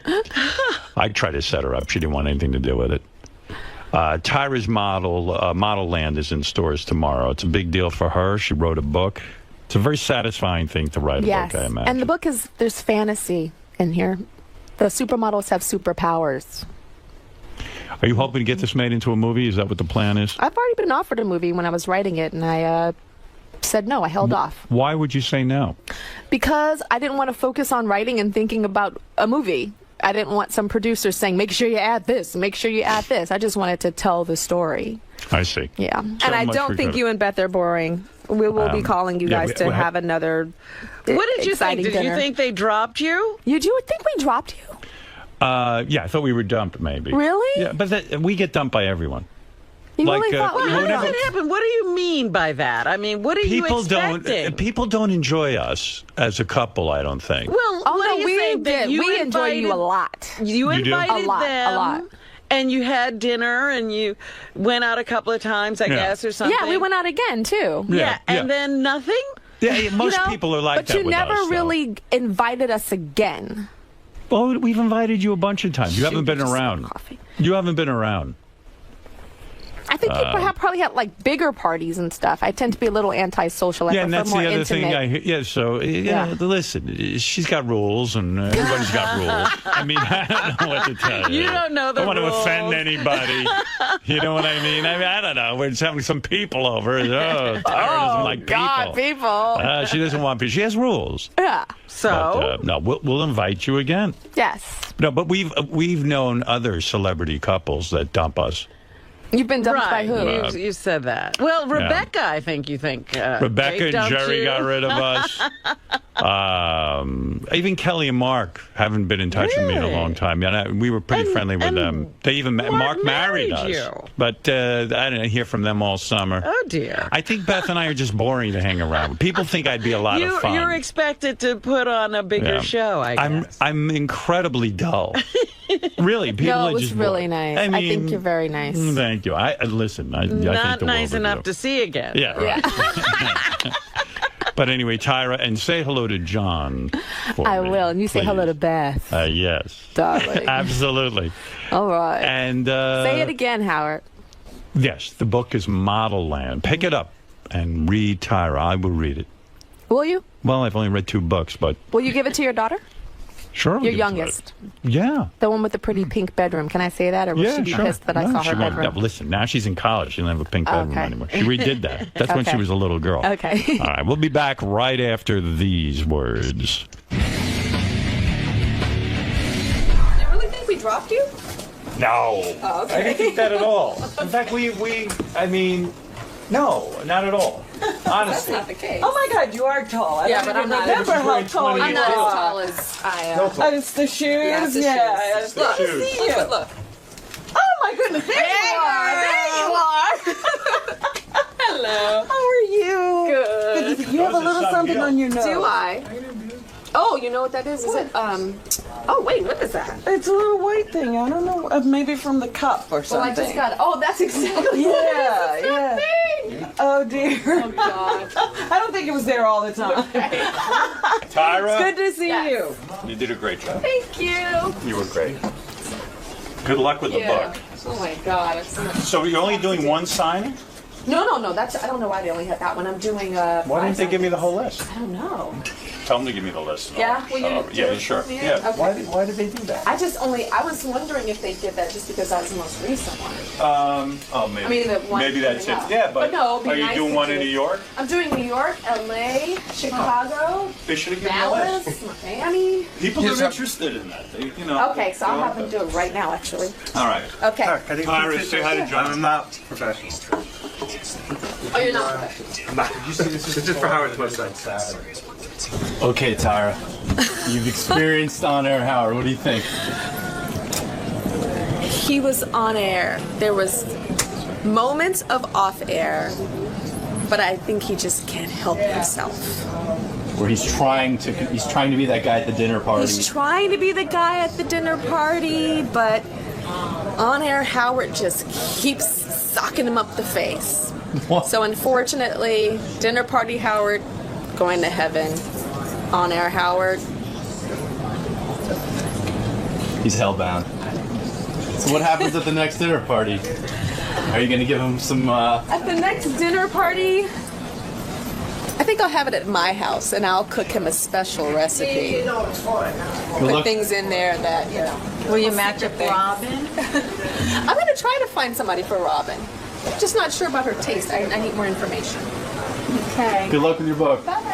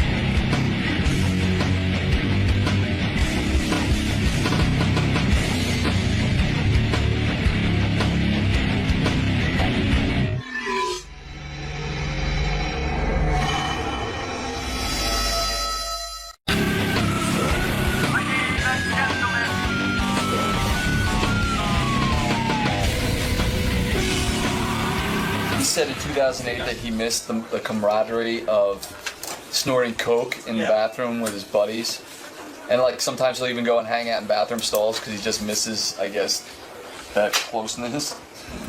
The whole Napster thing, we never got into him with that. They were like leading the lawsuit for musicians against Napster, and he says he never really imagined that backlash was going to be so strong to that. They resisted putting their catalog on iTunes in 2006. I'm always curious why that was. He says, you know, they almost broke up, but performing with the Rolling Stones brought them together because everybody else was out. He says he thinks James Hetfield is homophobic in 2001, and he thinks that means that's a sign you're not comfortable with your sexuality. Him and Kirk Hammett used to like tongue kiss on stage just to fuck with people. Hetfield also said in the same Playboy interview that he didn't think Lars was a great drummer. And he's also thrown Lars through drum kits several times. And then you see there's some great quotes there about groupies. Good morning, Lars. Good morning. How are you, sir? You know what? Doing fine, thank you. How are you? Not too bad, thanks. Is there any hot water in my near future? Absolutely. All right. Whatever you'd like. Is that your department? Yeah, not really, but I can make it happen. Okay. Come right this way. All right. So you excited for this interview?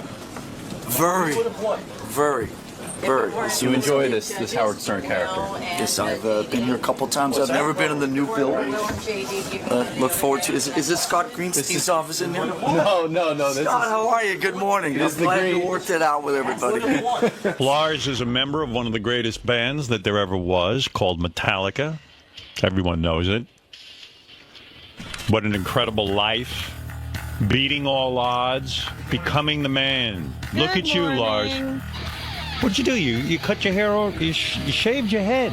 His hair's been cut off for a long time. Not this short. I think it. I was just trying to beat it to the punch. It's been. You going bald? Yes. The short answer to that. I don't know if bald is the right word, but it's been doing its best to fall out for the last couple of years. Do you miss the hair? Stood standing next to Rob yesterday, who still has hair down here. I was like, he's got enough to make up for all of us. Lars, when you were a boy growing up, did it see? I mean, the thing that I like most about Metallica, aside from the music, is this story. It's glamorous in the sense that it was such a hard luck story. You grew up very poor, didn't you? I grew up in a very bohemian situation in Denmark. I don't know if poor is the right word. Denmark is a social democracy working. Did your family ever expect you to be a success? I mean, when you were just a kid, I mean, I'm sure they used to look at you like, he's some little shit. And it seemed like all you guys kind of had a chip on your shoulder. I like that. I had the same chip. I grew up poor in the friendship area. I was a bit of a loner, kind of alienated, and just enveloped myself in music. Did you have friends in Denmark? I had friends, yeah, but it was we weren't part of like the big gang. You know, we were sort of hovering on the edge, doing our thing, enveloping ourselves in music, and kind of. How old were you when you knew you were going to be in music? 14, 15. When did you start playing the drums? A couple. My dad was a professional tennis player, so I grew up in the world of tennis and traveled around on the tennis circuit all over the world. Were you almost a professional tennis player? I was, in my mind, I was almost a professional tennis player. Is that what you wanted to do, to bond with your father? I don't know if it was to bond with my father, but I wanted to, it was what I knew, so it was sort of what I wanted to do. And in Denmark, I was actually in the 12 and 14s. I was ranked in the top 10 in the country. No kidding. No kidding. As a team or as an individual player? As an individual player. There's no team in tennis. Well, you know, There's no sometimes team they have in like tennis. doubles and things like that, and they have like group competitions where schools go, so it's collective points and that kind of thing. So you're saying as an individual player, Yes. you were ranked top 10 in the country. in the country, in Denmark. In Denmark, okay, Right. which is about, the size of the West Village. But nevertheless, a pretty big accomplishment. Yeah, but it was also, you got to understand, I come from a sort of a tennis dynasty family. My father was the best tennis player in Denmark. His brother was the second best tennis player in Denmark. Is that how you got your father's love? I mean, was he a cold kind of guy that, like, if you were a good tennis player, then he paid attention to you and his eyes would light up? I think that if he was sitting here, he would find that to be quite exaggerated. I was pretty into doing it myself. It was what I knew. And so your entire childhood was devoted to more toward tennis than to learning the drums. Tennis was kind of my day job. Music was my passion, and it was the same thing with my father. My father loved music. There was a lot of music around the household when I was growing up. He actually, in his spare time from playing tennis, wrote about music for Danish newspapers. Did your father ever say to you, listen, if you want to be a great tennis player, knock off the music passion and get passionate about tennis? No. No pressure that way? No. But what happened was that when I finished school in Denmark when I was 16, I came to America to play tennis for a year at, 𝗦𝗵cie𝗄𝗿𝗱? Oh, sure, down in Florida. That's the big tennis school. Yeah. So the first year that 𝗦𝗵cie𝗄𝗿𝗱's tennis academy in Sarasota, Florida, got off the ground, I was there, and I was the only kid out of the 50 kids that was there that didn't go to school, because I'd finished school in Denmark. So I was there in the tennis academy, or the tennis prison, as I called it at the time. Other guys talk about the 𝗦𝗵cie𝗄𝗿𝗱 school. It's like, I'm thinking of, what's his name, with the long hair? And Agassi. Was he there with you, those guys? Agassi was not there yet. The first year I was there, there was a guy named Paul Annacone, who is now Federer's coach. There was a guy named Tom Fontana, Jimmy Arias, who became a fairly well-known player for Did a few years. 𝗏𝗏𝗏𝗏 say to you, hey, kid, you've got some talent here, and I think that you can go places? Or did he just basically say, listen, you're wasting your time, go be a drummer for Metallica? What did he say? Nick said, jump on it. That was the main thing he said to me. He says, jump on it, kid, jump on it. Jump on the ball. Jump on the ball. So I would do my best to jump whenever Nick spent a lot, and I don't want to be disrespectful here, but Nick spent a lot of time. There was kind of a pecking order system. So over on court 1 was where all the, Jimmy Arias, all the star kids were. And I was lucky in the fact that obviously he was very respectful of my father, so I was up on maybe court 2 or 3. But isn't that a good learning technique? In other words, he makes it so you want to be on court 1, so that it's humiliating in a way? Absolutely. And he would sort of wander over to the lower courts occasionally, and then, he would come over, come on over, jump on it. Okay. Wow, this is what we paid $20,000. In other words, when a guy says to you in tennis, jump on it, it's almost like a life coach, like, oh, go jump on it. But meanwhile, like, that's kind of a horseshit phrase. Like, hey, man, teach me a better backhand, right? In other words, teach me something. Don't give me a pep talk. Jump on it. So you learned nothing over there. Did that discourage you from becoming a professional tennis player? Yes. Could you have made a pro career out of tennis, do you think?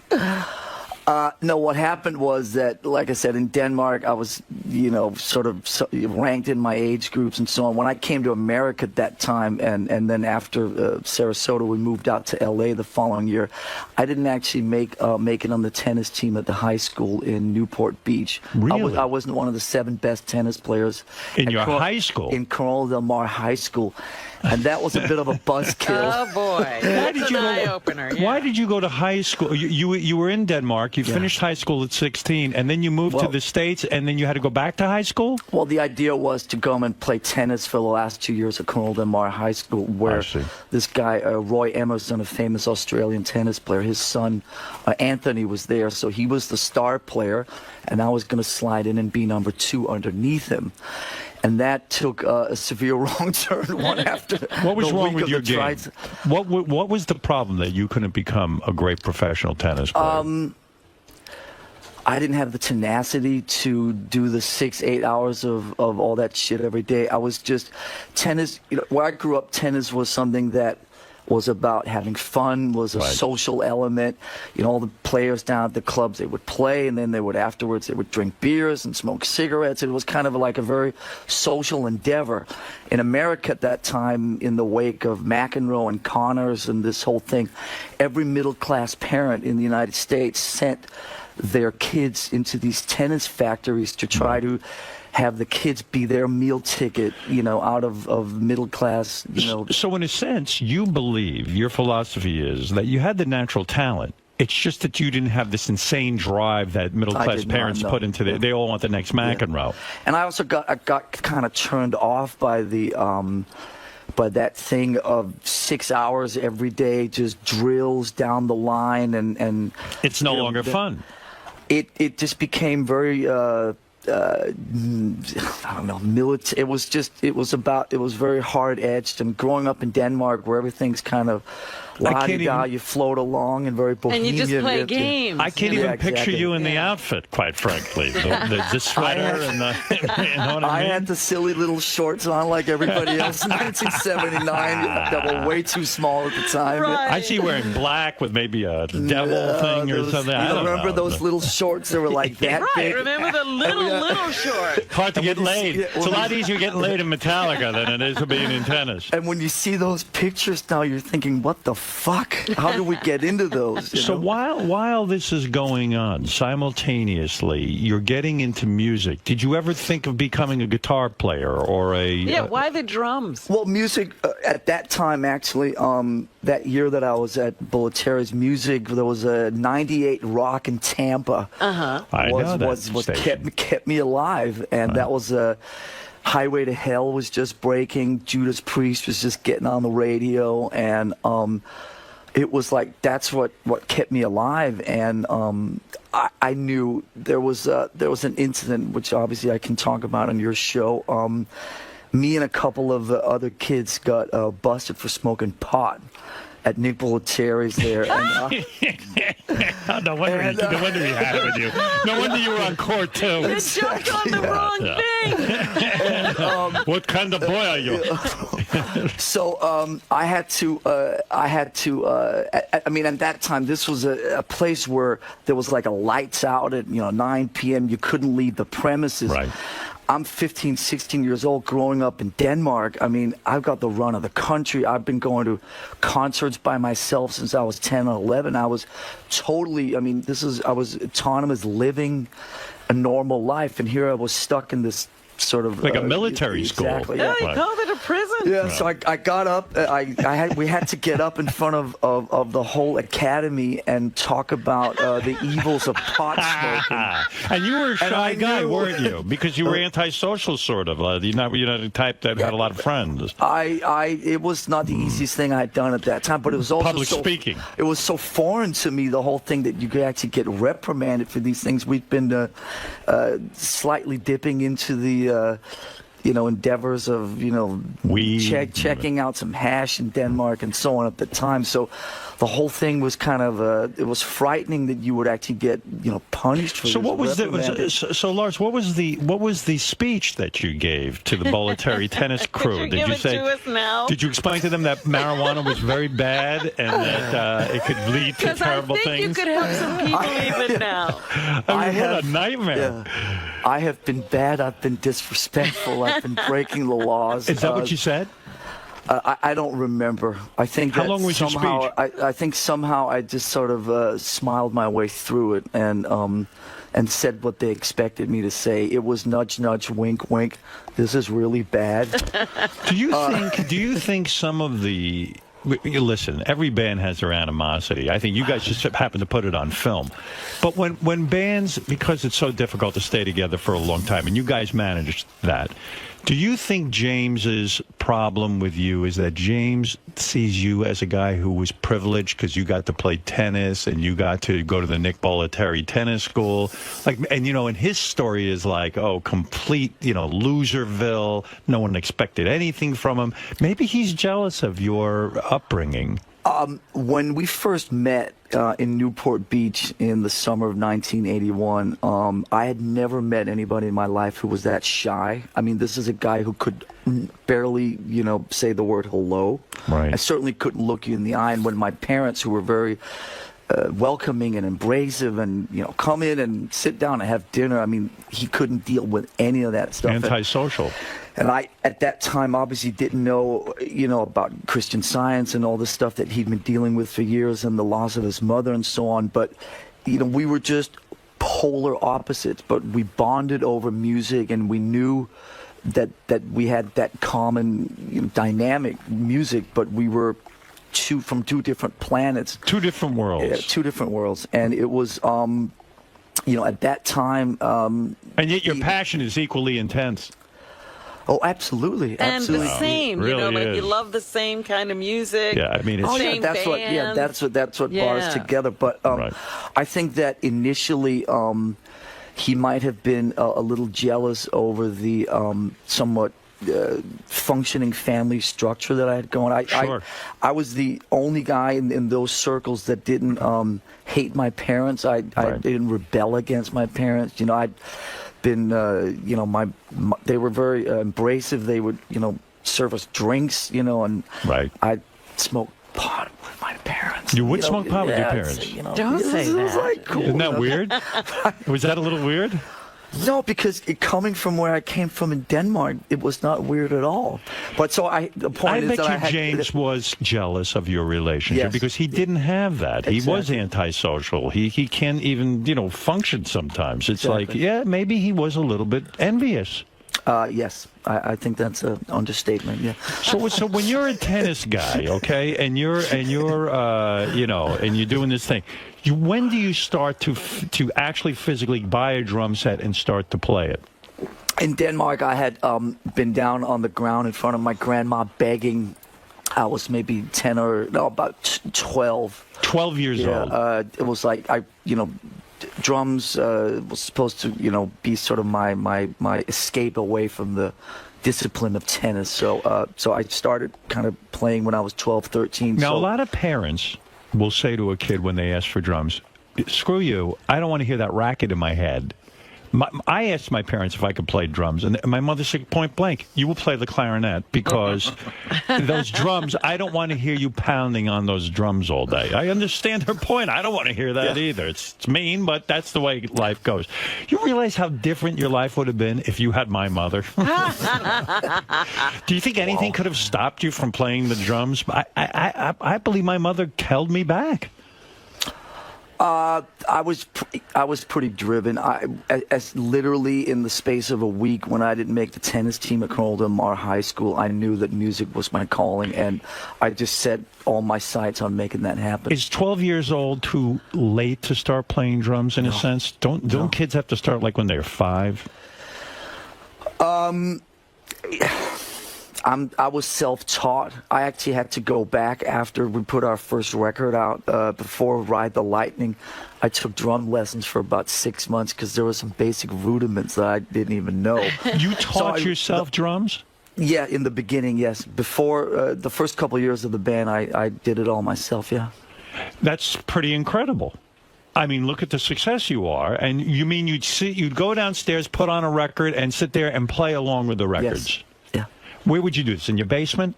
In my room. In your room? Yeah. You had the drum set. You'd sit there and pound away to what records? Beatles records or something? At that time, when I first got the drum kit, it was more Deep Purple, Black Sabbath, Richard Blackmore's Rainbow, Thin Lizzy, that type of stuff. Did anybody think of lessons for you? Did anyone? Your parents? No. They're so busy with that pot. They were doing the whole tennis thing. Tennis and pot. Tennis and pot.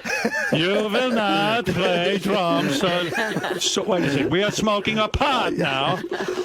So this is a thing where you decide, I want to be a drummer. You're 12 years old. You're playing these drums. I decided when I wanted to be a drummer after I didn't make the tennis team in Corona Del Mar High School. That was the big decision. That was the calling. You know, when the whole tennis thing it deflated in front of my eyes in the space of a week, literally. Then I knew that music was going to be my calling, absolutely. How does one get to be a really good drummer? Did you practice 6-7 hours a day? I played, pretty much all day. Played along the records. I mean, I certainly would. The responsible side of me would say, you know, if I could do it all over again, taking a year or two of real basic rudimentary lessons. You know, you've heard the word paradiddle and doubles and just double drum. Sitting and learning all that shit on a snare drum and all that type of stuff. That was the stuff that I had to go back and learn after Kill 'Em All came out. You know. Wow. And when James said to you, I guess this was when a low point in the band, he went in Playboy and said, Lars is not a good drummer. Now this is the guy who is your everything. You are in a band together. Why did he attack you? And I'll ask you this question for one reason. This Keith Richards book makes me insane. Mick Jagger has been very good for Keith Richards and vice versa. Why would you write a book attacking Mick Jagger? Mick Jagger right now is off doing a solo thing because he got fucking fed up with this bullshit. I couldn't agree with you more. Why did Lars, why did James do that to you? Well, you said it yourself. I mean, it was a low point. 2000, 2001 were, you know, in the 30-year career of Metallica, those were the two dark years. There was a lot of shit going on that, you know, he was dealing with a lot of his own demons, and you saw the movie, and it was just a low point. But to attack your drum, I mean, you're a great drummer. Are you not a great drummer? Rational, obviously. Lars, are you a great